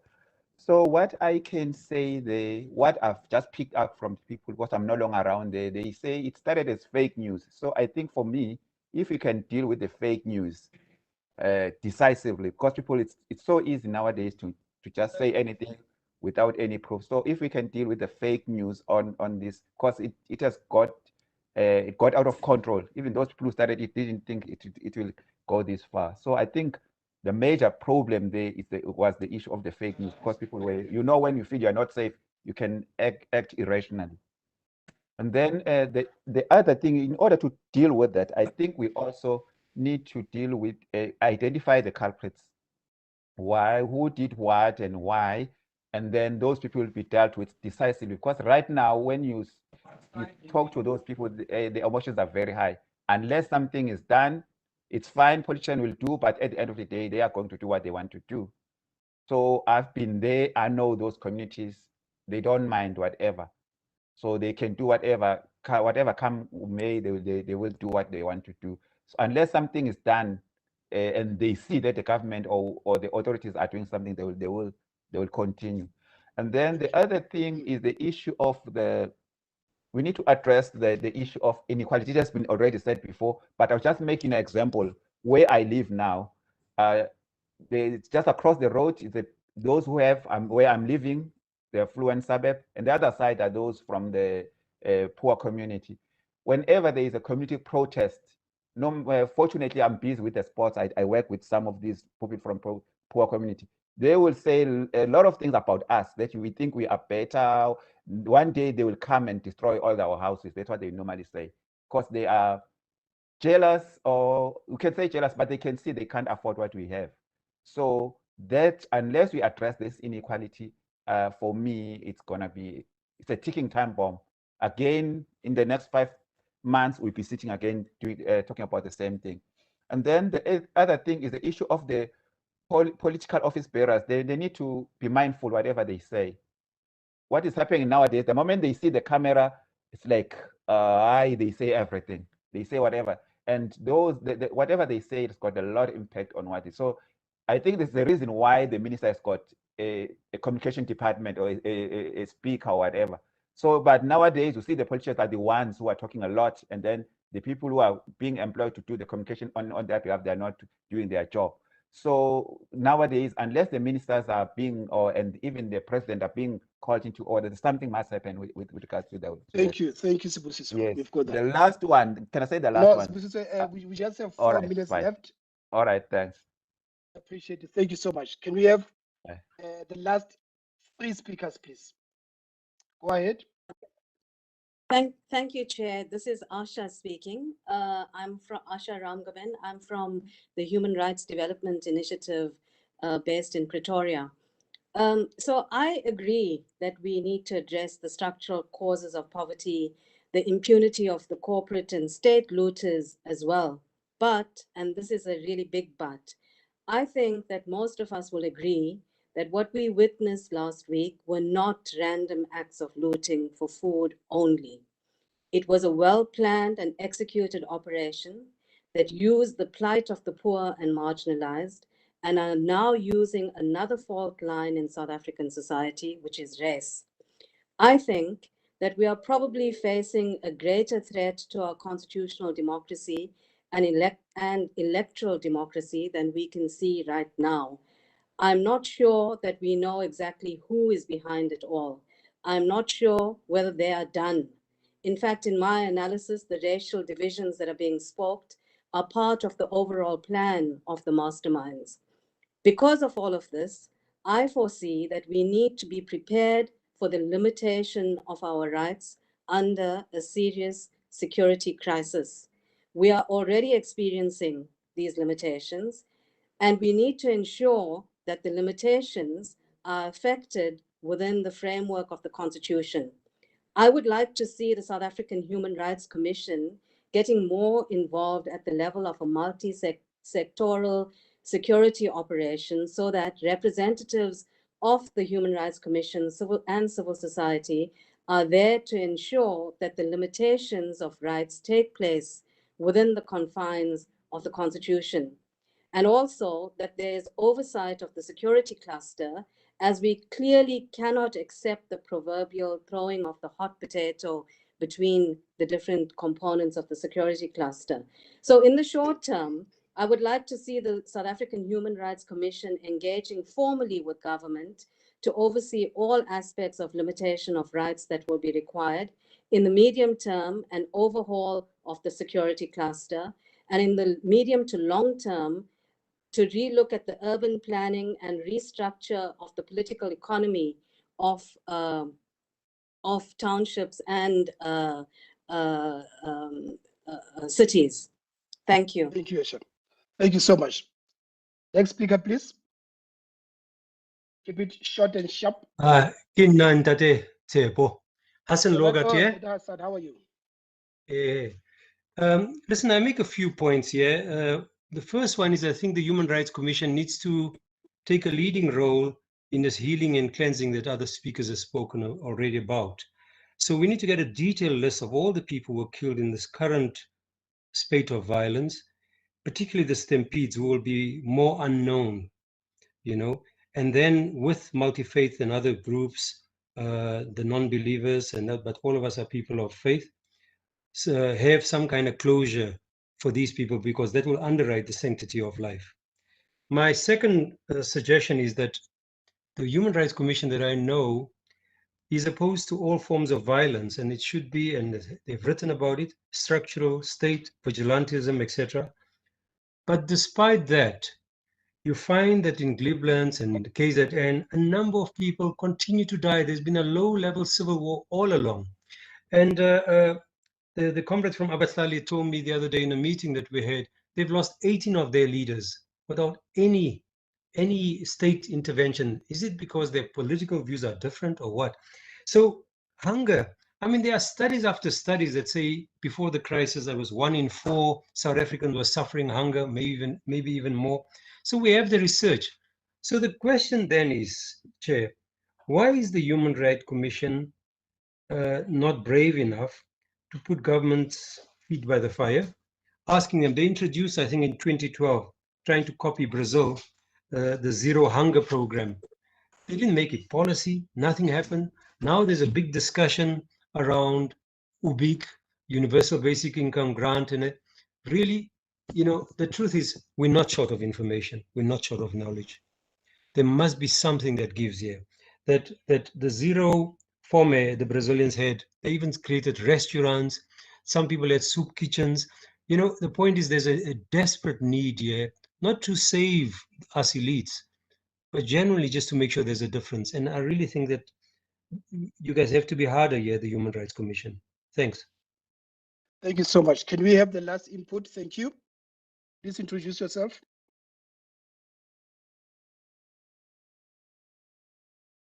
Butler, is that it? No, we have Joey Nika who is on the floor, who sent a comment as well. Joey, you have the Joey? floor. Please go ahead. Thank you, Chairperson. Can you hear me? We can hear you. Okay.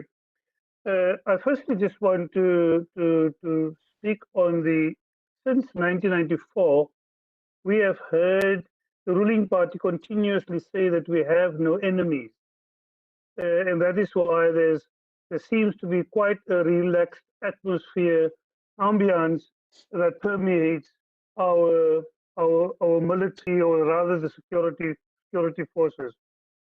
It has become very clear since 1994 that there's an evolution that has taken place, and that our enemies, they may not be external enemies, but the enemies are within. And I think the security cluster needs to take that serious, and that enemies from within has been generated by the divisions that we have within the ruling party.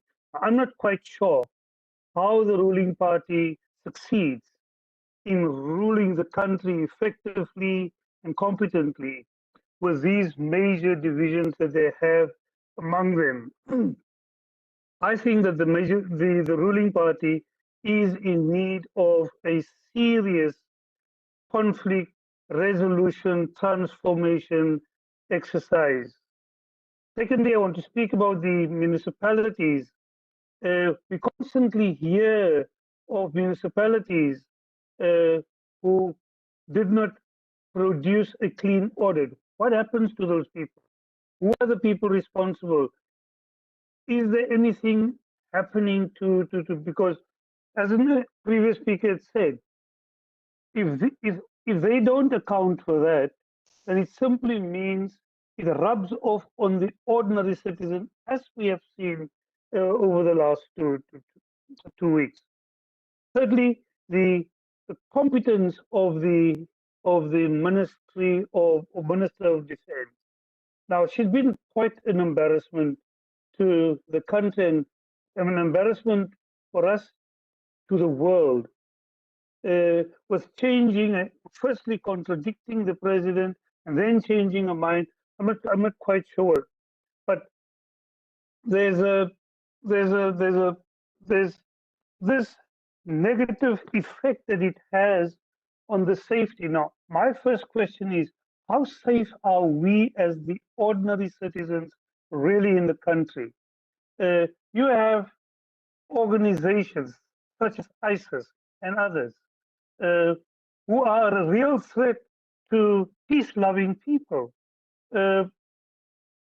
With the events of the last 2 weeks, the police were nowhere to be seen when these things started. The army came, but they came with limited powers. I am not so quite sure how safe are the ordinary, peace-loving, hardworking citizen of this country, and something needs to be done. Thanks, Joey. Needs to be done to give us those assurances. Thank you very much. Thank you so much. Thank you so much, colleagues. It's 11 o'clock now. We are going to close this session. I want to thank you for all the inputs. I think we are beginning to achieve what we set out to achieve with this national Imbizo. I want to remind you that this is a beginning of a series of Imbizos. So this won't be a once-off. We thought this should be convened as soon as possible this week to bring us together so that we can create a platform and a space for people to air their views, a cathartic space even, but also a space for us to begin to find solutions. It seems that going forward, we will need to have a series of Imbizos in different categories. CEO, perhaps an Imbizo on national security. People are not feeling safe. People are worried about the security questions, physical security. We need an Imbizo on human security, issues of gender justice, issues of vulnerable communities. The third Imbizo that we might, consider having is one that looks at the political economy. That the Human Rights Commission is not simply, concerned with issues of civil and political rights, but the socio-economic rights, the protection thereof, and the promotion of thereof is the mandate of this commission. Lastly, people have given you, the CEO and the chairperson, a mandate to consider issues of spiritual renewal, which perhaps might not be in your mandate, but they are asking you to coordinate together with the CRL Commission, the Commission for Gender Equality, and all the other Chapter 9 institutions, issues of spiritual renewal. I wonder if the chairperson is available and if they have one or two responses to any of the burning questions that they would have picked up. If not, I'll hand it over back to the CEO. Thank you. Thank you, Professor Madlingosi, and to all the contributions from the floor. Chairperson Majola, I don't know if you want to say anything before we take a short adjournment.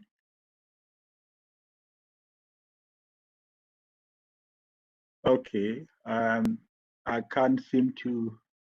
Padla, is the chairperson available? Okay. Colleagues, then in that case, then can we then just take a 5-minute adjournment for the next session and say to Tsepo, we have listened, and we'll certainly consider all the inputs in order to find a meaningful way out of this tragedy. Thank you. So we'll then take a 5 minutes break, colleagues, comfort break, and then we'll be back. Thank you.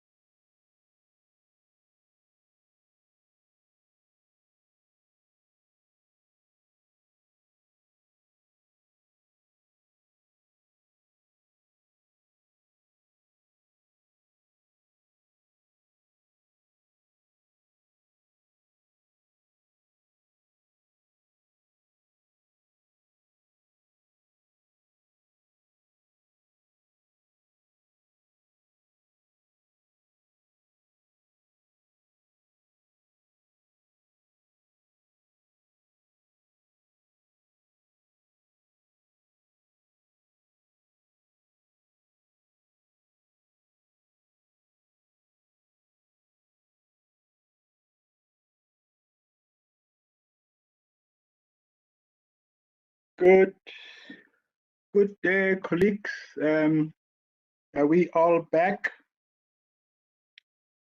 Brax, are you on standby? Okay. I don't know if everybody else is here. Fadla. I'm here. Okay. Okay, colleagues, welcome back again from the very short comfort break. And once more, we want to thank everybody for being with us on a cold Friday day. And we're now going to hand over to Prax Governor, our former Deputy Chairperson of the Human Rights Commission, on the last session, which is consolidating available resources in order to make sure that we address this problem in a much more effective and decisive manner, and that hopefully we never see this kind of developments again in our country. Over to you, Prax. Thank you very much, Sadiso, and thank you very much to the Human Rights Commission and to all of you who have joined this Imbizo today. There's been a wealth of questions and of proposals of analysis as to what needs to understand what's been happening and to understand what is needed to protect human life and human rights to dignity, substantive equality, and a just peace, including food security and social security, especially the basic income grant. South Africa's constitution's first founding values begin with recognizing the innate dignity. It's inherent to every single one of us. It's our birthright. It underpins the interconnected, interdependent civil, political, cultural, and substantive socioeconomic rights. As we deliberate today, as we've continued to deliberate in this session, may we remember the value of the lives of everyone who has died in this unrest, those who have, and as well as those who have died from COVID and from preventable diseases of poverty and inequality. May we honor ordinary South Africans across race divides who rallied to secure the right to food during this crisis. May we support those negotiating peace accords and protocols. May we respect the contribution of those whose love inspires them to share meager old age grants to keep alive 30 million South Africans who face hunger every single day, or who do not have jobs, almost half of all South Africans, or whose jobs are so precarious that they cannot get out of poverty. South Africa has a long, centuries-long history of divide and conquer by those who rule the world through fear and hate, turning us against ourselves and each other, using race, ethnicity, and other differences, often pitting the poor against the poor and erasing our common humanity. So the question I'd like to put into this discussion is, what would our country, what would our world look like with the politics and economics and education, media, and cultural institutions that are based on valuing life and the earth that sustains us, rather than the economics of war and hate and fear? This Imbizo has to inform and strengthen the plan of action to address the challenges. And whilst there will be many other Imbizos, I think a key question is, how does the Human Rights Commission use its power to hold accountable those who have plunged us into this mess? How will we learn today from affected communities who are represented here, those who are in civics, unions, religious institutions, the media, education, and other institutions represented? And how will we ensure the accountability of those who hold political and economic power? So the Commission has, for example, hearings, which it can use, and it has other powers, which it must use. So today's, in terms of harnessing our individual and collective wisdom and power, we've seen that through also the mandates of different institutions, whether they're the Chapter 9s, whether they're government departments, or whether they're institutions within civil society. How can we collectively use our resources to address the immediate short-term, the medium-term, and the long-term solutions to the multiple interlinked crises that we face? National, provincial, and local government departments and agencies, including disaster management, need to, beyond divisive loyalties, protect people's lives and lifelines. No one, no matter their position in party or government, can be allowed to paralyze and demobilize lifelines to food, water, vaccines, medicines, healthcare, social security grants, safe public transports, etc. The destruction of infrastructure and the obstacles to these lifelines needs to be addressed and immediately removed. People need to know which structures are responsible for what and how to access their rights.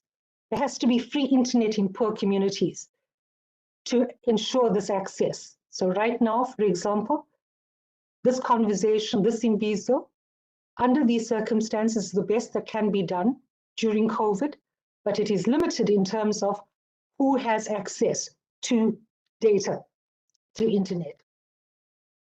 Those responsible either by vying for political power or criminal syndicates, those responsible for destroying infrastructure have to be identified and arrested. Institutions supporting democracy like the Human Rights Commission need to use its powers together with civil society, ensuring that this is done to stop any further loss of lives and livelihood and build peace. There's a role for peace facilitators. Earlier this week, there was a national women's peace table that was held, which brought together a huge number of peace facilitators. There are peace accords within communities that can be developed. There are clear protocols that need to be developed for community safety units, police and army, to prevent racism, xenophobia, racial profiling, gender-based violence, and other abuse of power. Recognizing that violence is always deeply gendered. The state needs to address the plight of those who have lost their homes, mainly in informal settlements and in working class and lower middle class townships, small businesses, and those in the so-called informal economy, who, unlike large corporations, are unlikely to have recouped their losses through insurance. Again, who has responsibility and resources for what? After World War II, the Universal Declaration of Human Rights was adopted by all countries. It describes civil, political, cultural, social, and economic rights as interdependent and indivisible, recognizing that realizing these rights requires a new international order, unquote. A century later, the dominant order has not changed, and it has yielded greater poverty and inequality across our world and in our country. What would an economy based on nurturing life look like? Amongst those arrested this week were people who had stolen food, baby milk powder, napkins, sanitary pads. In a media briefing this week, the Minister, and I want to quote, of Small Business Development said, recovered goods will be destroyed. And we destroy them, and why we destroy them is because if they circulate in the market, they diminish the value of other goods. So we cannot afford to collapse the economy by circulating stolen goods, so they have to be destroyed. What kind of economy destroys food instead of distributing it to an estimated 30 million starving people? What kind of an economy destroys things such as laptops when there are schools which still do not have proper toilets, let alone laptops that individual students own in wealthy suburban schools.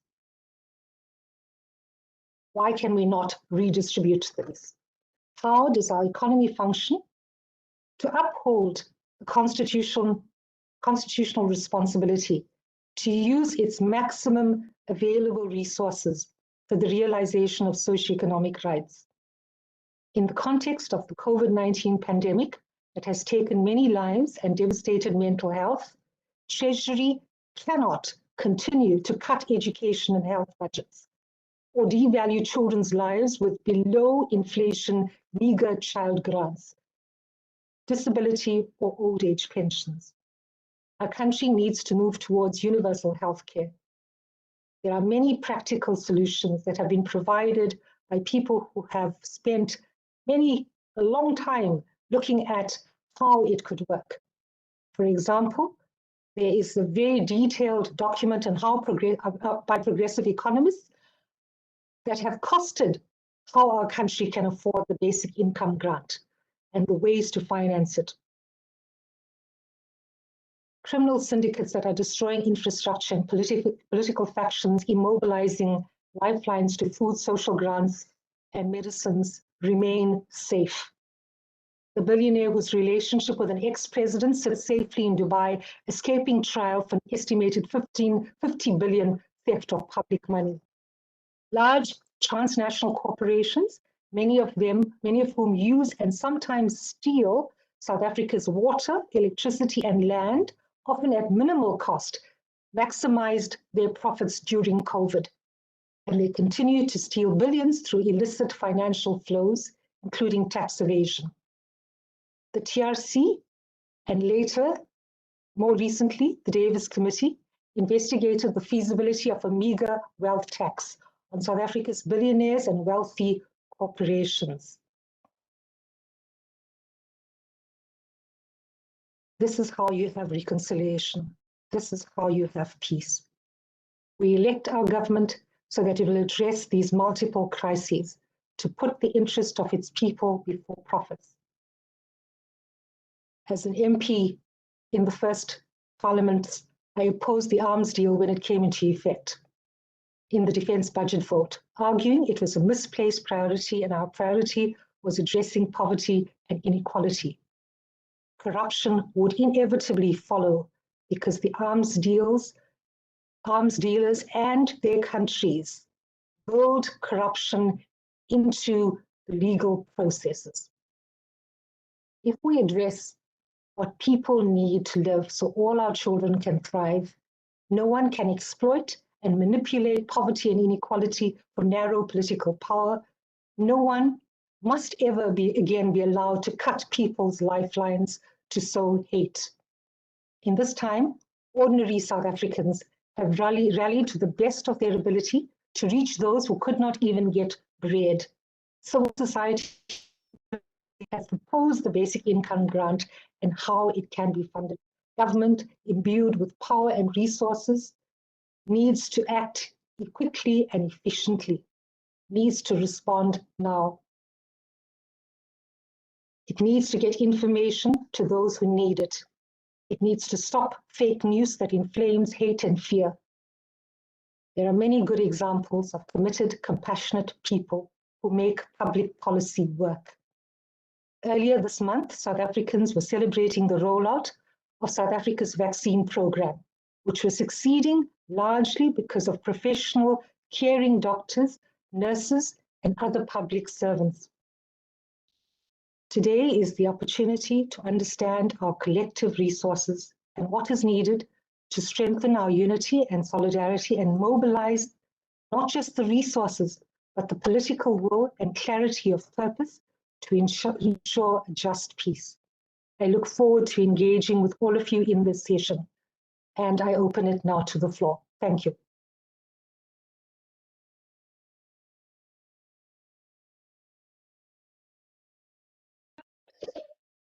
Butler, any questions, input? Yes, hi. If I can please appeal to the colleagues who have spoken earlier to lower their hand, unless you're making a new input. And then we do have Patrick Solomon, who's had his hand up for some time, to take the floor. We also recognize, if I may make an input, all the comments that have been coming through. Due to time constraints, we were unable to read all of them, but we do take note of them and they are being recorded. Okay, I see more hands popping up. Patrick Solomon is up. Solomon is up next, followed by Masana Kanga, and then Colette, in that order, please. Thank you. Patrick, you have the floor. Hi, good morning, everybody, and thank you for having me. And it's great to see some familiar faces here, and to know that you're strong and that you're standing. And yeah, it's been a crazy battle this last year and a half with COVID-19, and you know, it's devastating. We've all lost someone that we know, colleagues, family, friends, and so it's been quite terrible the past couple of years. So having to gather like this to talk about, during this pandemic, to talk about unrest and mass looting and the impact thereof is, of course, very, very concerning, because the results and the sort of, you know, the impact is double-fold. And for children, it's even worse. And therefore, my appeal is that we must not forget the children. I think what we have seen will have devastating impact on those affected and those who have witnessed these horrible events. So my appeal is that the Human Rights Commission is so well placed, and many of the Chapter 9 institutions is very well placed, in some civil society organizations, to put the spotlight on children. For one, we need to know exactly how many children were injured and how many children died.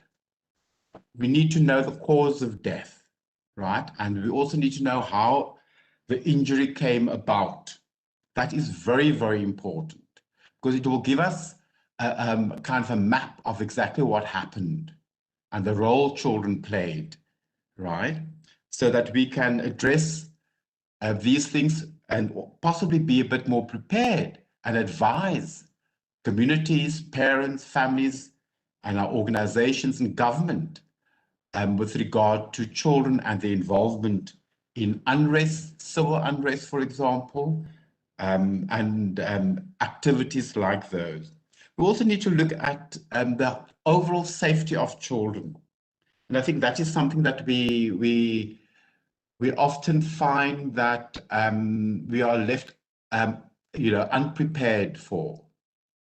We've seen in previous sort of actions by the police, for example, with regard to you know, community protests and service delivery protests, that children often find themselves involved in these activities, and that many of them, of course, you know, get injured, either because of their fleeing and then get injured in that process, or even because of actions of the police. So that is very important. We also need to know, of course, exactly how the kind of injuries that happen because of reactions and response by other community members who are defending their community, for example. I believe there's been reports of children who are injured in those activities as well. And then, of course, another big issue at the moment, which is crucial, is many children and many older persons, and many children who are in foster care in those affected areas will not be able to effectively access their social grants. We have not heard from the departments from SASSA, Department of Social Development, and other agencies with regard to exactly what is the plan to make sure that people and children will be able to access their social grants. So that is a concern that we have. And then just lastly, I think there is a need perhaps for the Human Rights Commission to facilitate a kind of a national dialogue specifically around security of children in South Africa. The violence we experienced last week with the unrest and the mass looting is not the only kind of violence that's taking place. The Western Cape is endemic violence taking place in the Western Cape against children and in other parts of the country as well. And therefore, it is, I propose that the Human Rights Commission consider to facilitate a kind of imbizo or some sort of intervention with regard to the security of children within South Africa. I'll leave it at that. Thank you.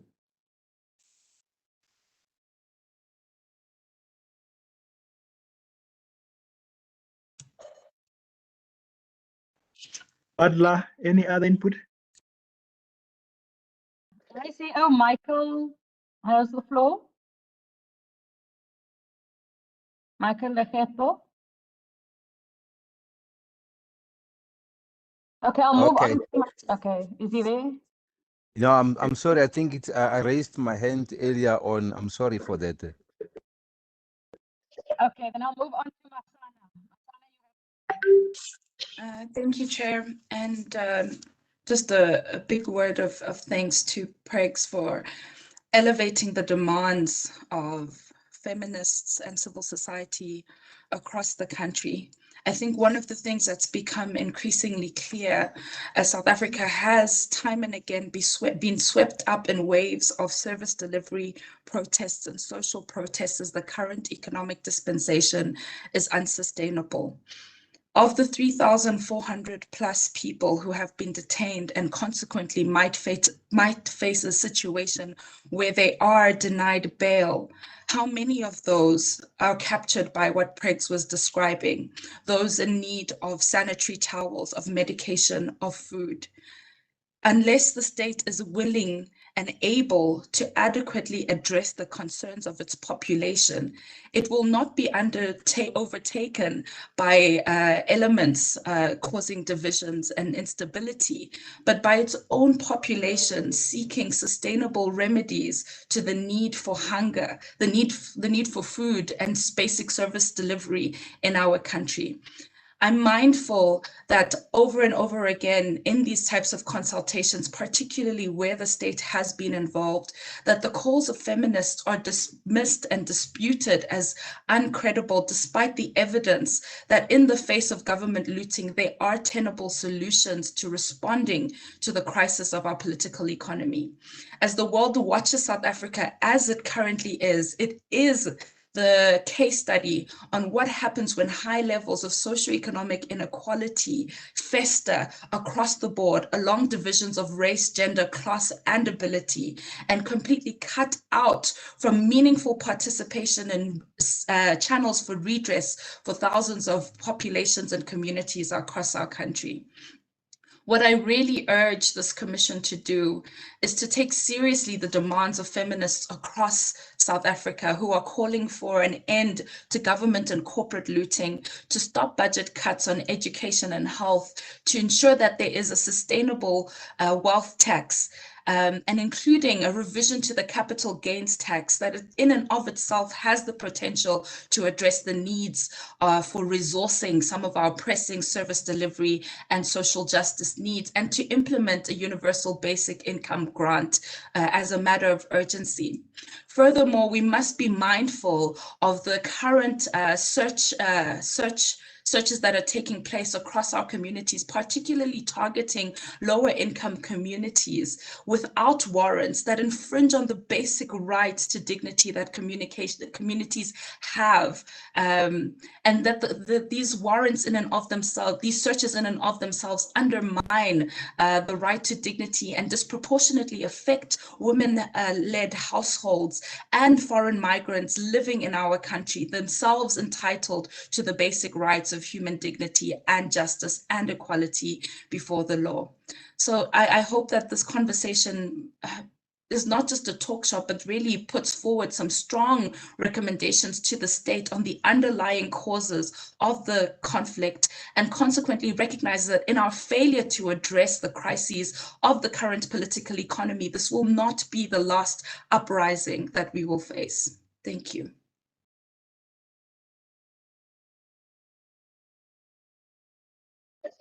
Thank you, Masana. Colette, you have the floor, followed by Shabir again. Thanks. Good day. Thank you for this opportunity. I would like to thank the chairperson, vice chairperson, members of the commission, the colleagues here. I see Cello Hatang, it's been a long time, and all the speakers that spoke before me. It's such a privilege to be on this platform. And I just wanted to say that, first of all, my request after the former vice chair of the commission spoken so eloquently, emphasizing the constitutionalism, structure that we have in the country, and the strong provisions that we have in the constitution, and how this provision must be upheld, must be promoted, and rights must be given to people. Citizens must enjoy their rights, and the state must exercise its duty to ensure that citizens are protected, citizens enjoy their rights. I want to emphasize that on the onset, the commission, I recommend the commission to call the government to first apologize to the needy, the indigent communities who are the poor that have been attacked now with police. They've been hunting them, they found them with looted goods, particularly those that have taken food. We know that hunger and poverty is one of the traps that some of our communities have been battling to come out, and without much done to them. So first, I recommend that the government has to really apologize to these communities, for allowing them to be used as instruments of destruction by those instigators. They did that in knowing very well that once the doors are broken into all those big malls, there is no way that any person, any family that is struggling with putting bread on the table will sit and watch. These people, they've first been affected by COVID-19 unemployment, which has gone high. They've got no job, livelihoods, and the COVID-19 relief fund didn't reach them. It disappeared, and they are battling on daily basis. So it had made them very vulnerable, and to lose their human dignity, to put their own stomach, to think about their own families and what they lack so that they can survive. So I feel that this is very important. Coming to the Constitution, Section 41 is very, very explicit. Under Section 41, I'll just mention few provision of it. It emphasizes cooperative government, and then it requires that all organs of state within the sphere of government, and when we talk about the sphere of government, we're talking about provincial, local, and national government. Now, at local government level, this is where you have multi-party system. We have opposition party, we have range of parties that are playing that leadership role from the ground. They are all required to ensure that they preserve the peace and national unity and the indivisibility of the republic. And they must also ensure that the well-being of the citizens is secured. And then also they must be loyal to the Constitution and to the Republic and its people. Now, this is where the Human Rights Commission needs to come in to ensure that peace is prevailed. And then it is not only the duty of the ruling party. The ruling party is functioning not on its own. There are other parties that are involved, especially at local level and other spheres, where they need to be educated. I feel that the Commission must rise up in educating, especially when those divisions were beginning to come, people showing their anger and pain. They are aggrieved about certain decisions that are made in government, that the Commission must rise up, its voice must rise up, educating the society and emphasizing the significance of preserving peace and ensuring that the well-being of the people is taken into account. And then as for those that are continuously threatening the peace of South Africa, I think we need to even look at international law. We have humanitarian law that is speaking about how the army can be called, can be deployed, like it has come now. We can see that while we are so unfortunate that our law enforcement had not shown the capacity to intervene, and do, and end the anarchy that was taking place in the country. That led to the deployment of the army. We still have people that are attacking that are criticizing. I don't know whether they were expecting the bomb that has been ticking to blow the whole country. I fear that those voices, they are continuing to cause divisions and not unity. Let us have the voice of the community supporting. I heard here former vice chair of the commission emphasizing that there are communities that have already building up peace, working with community forums. The Human Rights Commission need to join force with them, ensure that they are supported and use the opportunity to educate. Education is needed, and people need to understand that KZN and Gauteng province, they are the economic hub, not only in South Africa, the SADC region and the continent. Now we have affected not only the two provinces and the country, but we are now spreading the whole region. I will go so much further by saying that, you know what, it's time for peace. Let's hear the voice of peace. Let us see the commission rising up and being visible and ensuring that the suspects that have caused this community to remain entrapped are also hunted. The very same vigor and strength that we see the law enforcement in our communities, let us see them going and hold the perpetrators, those that have stolen millions and billions of resources that were meant to uplift the poor. Thank you very much for the opportunity.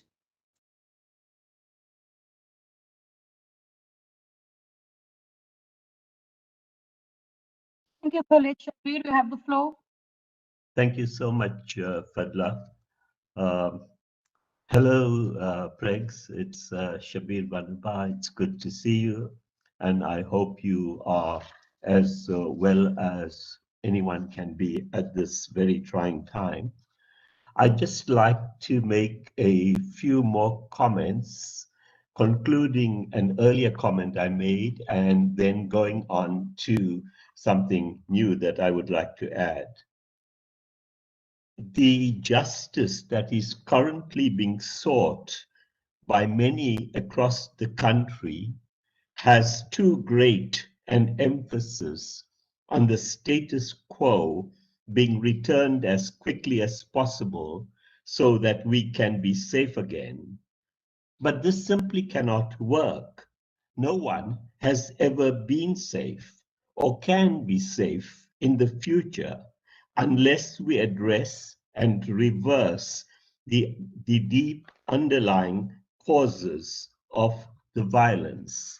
And that, of course, we all know is the extreme poverty in our country. Secondly, as many other speakers today emphasized, I too believe sporadic efforts to change South Africa are not good enough or will not be good enough.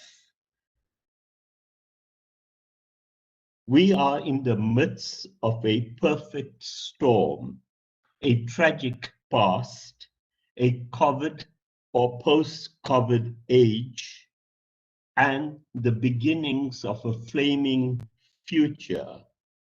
In the long run, therefore, it is critical to promote a renaissance, a comprehensive renaissance in every sector of our society, embedding ongoing renewal in the national psyche and our evolving culture, beginning, in fact, at school level. If we are able to do this alone, we could be on the way to a more successful future. It is not possible to say more about the Renaissance I have in mind at this moment, understandably. But if you are keen to engage with me, do contact me. You can find my contact details on my website. It's veilsoflight.com, VEILS, Veils, OF of LIGHT, light, one word.com, and I'd be happy to engage with anyone who wants to do so. Thank you so much for allowing me this time to contribute and share my thoughts with you. Thank you, Shabir. The last comment from the floor is from Jacqueline, but I also note a lot of comments in the chat box as well as from Maria around the disability sector, and then more coming in from Asana and others as well. Hassan Loga, your additional comments. Jacqueline, you have the floor as requested. Morning, can you hear me? Proceed, yes, we can. Okay, I'm Jacqueline Essam from Department of Social Development, and I'm basically with the migration unit.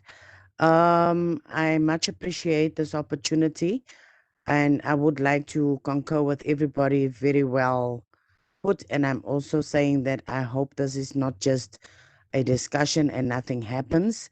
I work mostly within communities, and honestly, communities has lost their trust within law enforcement, our justice system, in every sense. We have this where people are forever onto the community about their poverty situation and the misuse of drugs, and they need to be within community to know exactly what it is. Yes, I don't agree with what happened in the looting. It is very sad. However, any person, if you become very hungry, you become very frustrated, and it just this thing just went above sky high, and people are tired of endless promises. There's no proper participation with community. Communities must just accept what government gives them. So there's no proper care of what it is that the communities need in terms of building themselves and being able to take themselves out of poverty. There's so many opportunities, there's so many plans that's been put forward, which is not been acknowledged. They just come and, I'm sorry to say it, but then instead of putting a proper infrastructure, they come and they put a park, which does not take you out of your poverty.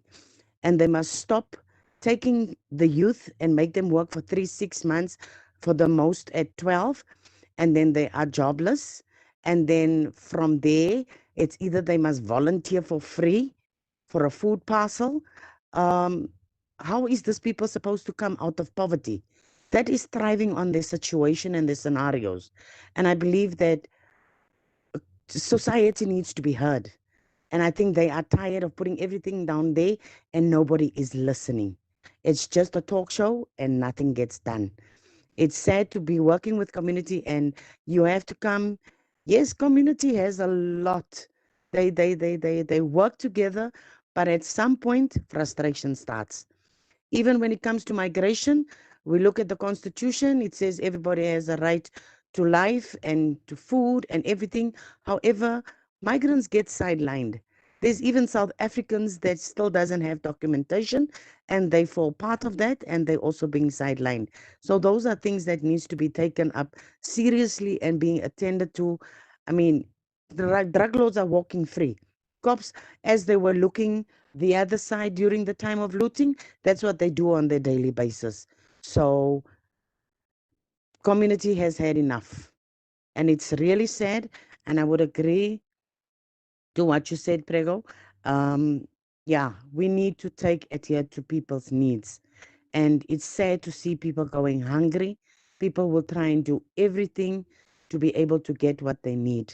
And hunger is one of the greatest weapons where people can be doing things out of the extraordinary. Thank you.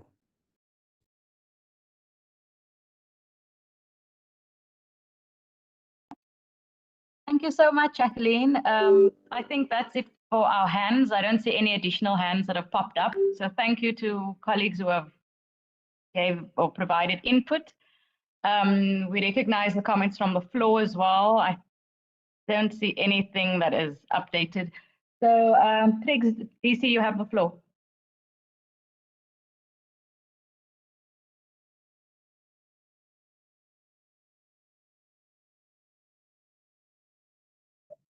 Thank you, Fadla. I think I do see quite a few new things on the chat, but maybe they've been raised. Can you just check that? Trix, there's a number of comments that are coming through from our chat as well as our social media that's calling for the Commission to do something more after the Imbizo.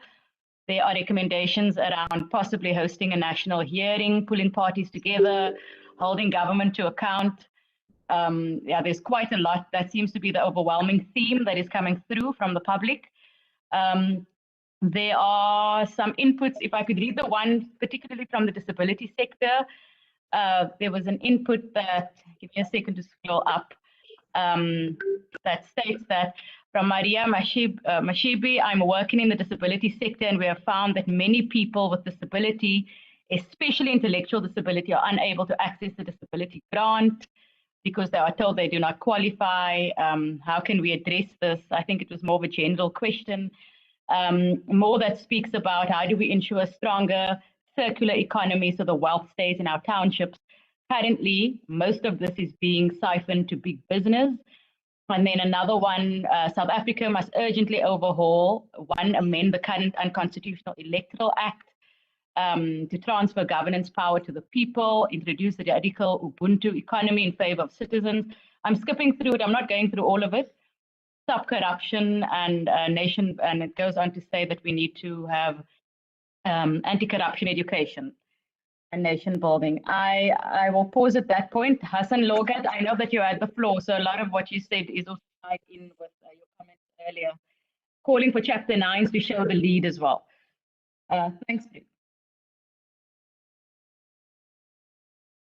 Thanks very much. I think there's a couple of things in terms of the way forward.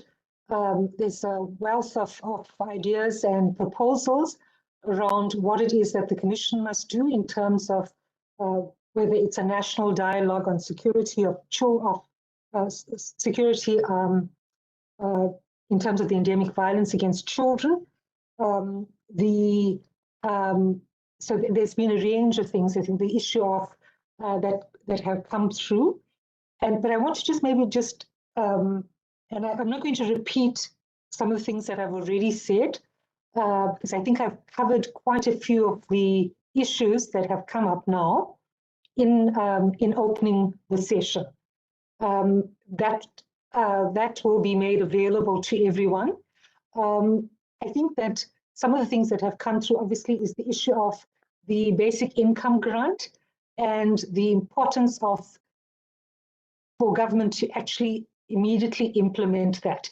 It will provide widespread relief, and it cannot implement that by cutting on other social grants.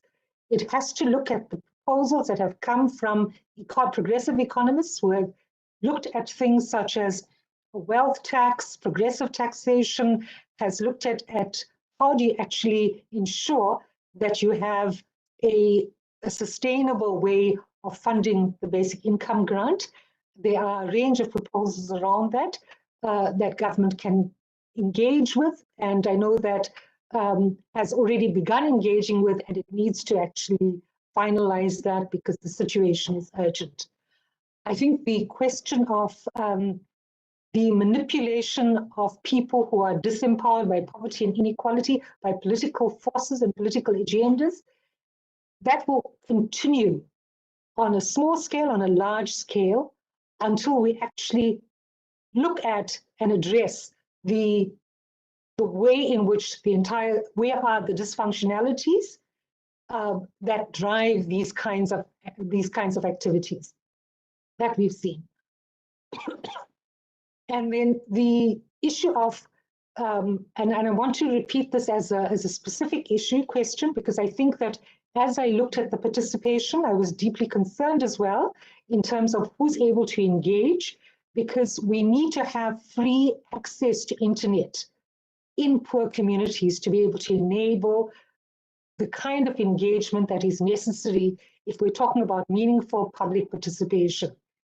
And at all levels, not just of the Human Rights Commission's work, but of all government's work.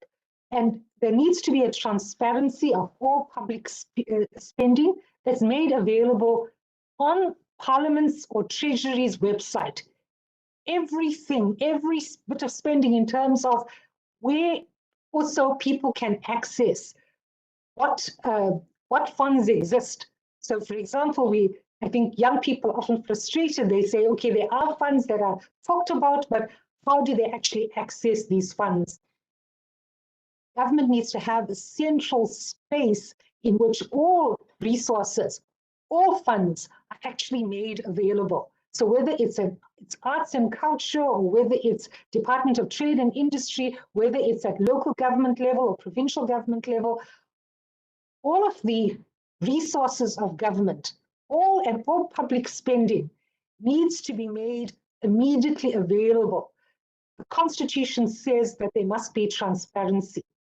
There must be transparency in terms of understanding the questions of who is actually receiving the monies, who is receiving the resources, which is public funding. And the issue that has come up again and again throughout the session is that there needs to be fast and effective action on the big looters.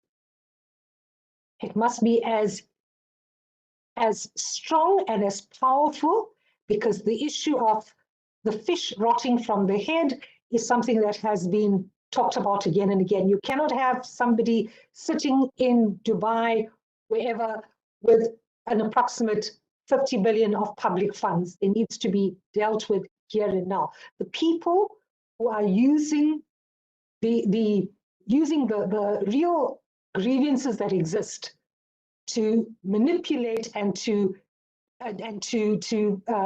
destroy infrastructure. So there's the issue of why would you burn and destroy infrastructure that is related to the provision of things that people require. So there are other forces at play that need to be identified, whether those are criminal syndicates again, or whether those are people who are vying for political power. There needs to be an address of that, alongside addressing poverty and inequality in terms of all the things we've spoken about. There are many examples of how we can get it right. We can look at where those things have worked, where is there a strong social security system that enables everyone, even, I mean, there are countries in the world where you have universal healthcare, you have situation where everyone has the right to free quality education. And so there are many examples that we can draw on. And I think sorry, I'm just looking at my time. Chair, how much time do I have? 1 minute. 1 minute, okay. In 1 minute, I just want to deal with, I think, Colette. Colette, you raised the issue of the army, and I think where the army has already been deployed, it has certain powers in terms of ensuring safety of infrastructure, etc. But I think it has to be carefully monitored by civil society, by Chapter 9s, etc., along with the police, because so that no individual member of the police or the army abuses their power in any way whatsoever. And I think that we know about the dangers of militarization, so there has to be a very clear understanding of how we actually, how we engage with police and with the army who have already been deployed. There are many that are doing good work. The question is, how do we ensure that those who abuse their power are immediately identified, by the army and the police themselves and removed. But I think that the overall question of what is the mandate, and I think that issue of are they going to go into homes of people who are poor and totally disregard people's human rights? Are they focusing there? Are they focusing on the huge corruption, the big corruption, then so that the issue of everyone is equal before the law is carefully understood and people do not see further injustice that is being waged against them. I'd like to end there and thank you everyone for a very rich engagement, and I hand back to the chair. Thank you, Prax and colleagues. I will now hand over to our Deputy Chairperson, who has very limited time. Deputy Chairperson, over to you. Thank you very much. And let me just begin by thanking everybody, all 150 participants, for your time this morning and joining us for this very important dialogue. I want to begin by assuring each and every one of you that the South African Human Rights Commission will continue this dialogue while reflecting on your comments and your suggestions in terms of the way we move forward. We've heard you in terms of the issue of leadership. I think now is the time for all of us to reflect on our own leadership capabilities. And as we, as the Human Rights Commission, develop our program of action in response to the violence, we take note that there are endemic issues that have been raised on an ongoing basis with ourselves throughout these last 2 weeks. But also here again in this Imbizo this morning.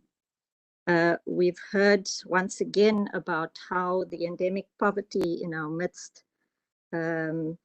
has really been a keg that has spurred on the violence, and indeed how the violence has served to deepen hunger and deprivation in communities. We've also noted the issue of vulnerable groups, older persons, children, and the disabled, of course, are always the most vulnerable in society and always tend to bear the brunt of any crisis that emerges in communities.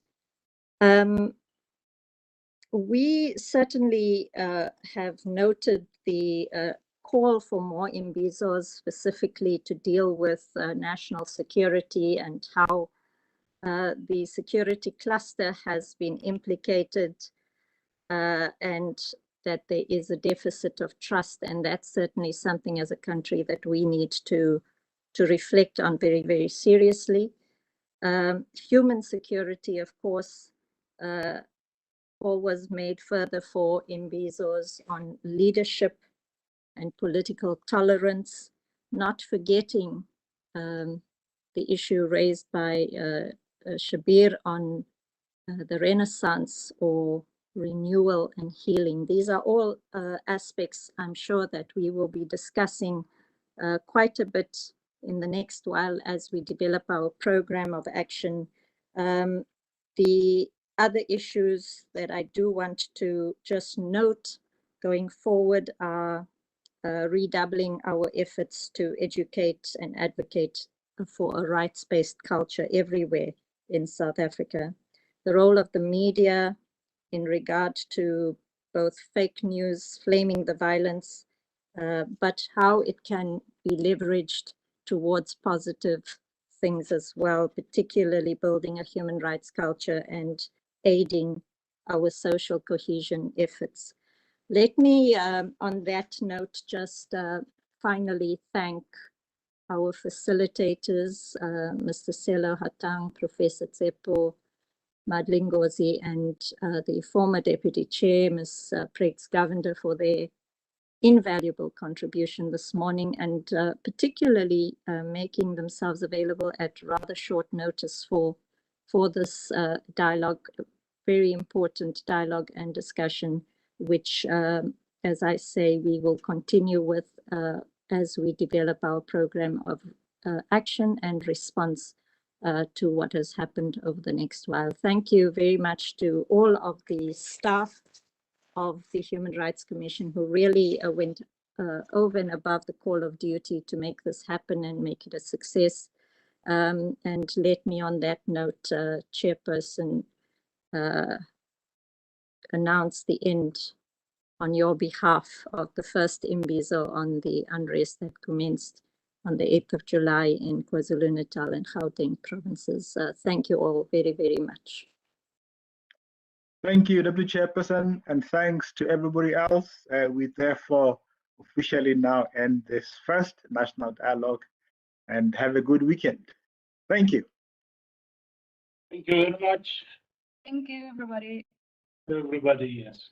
Thank you very much. Thank you. Thank you. Thank you very much. Thank you very much.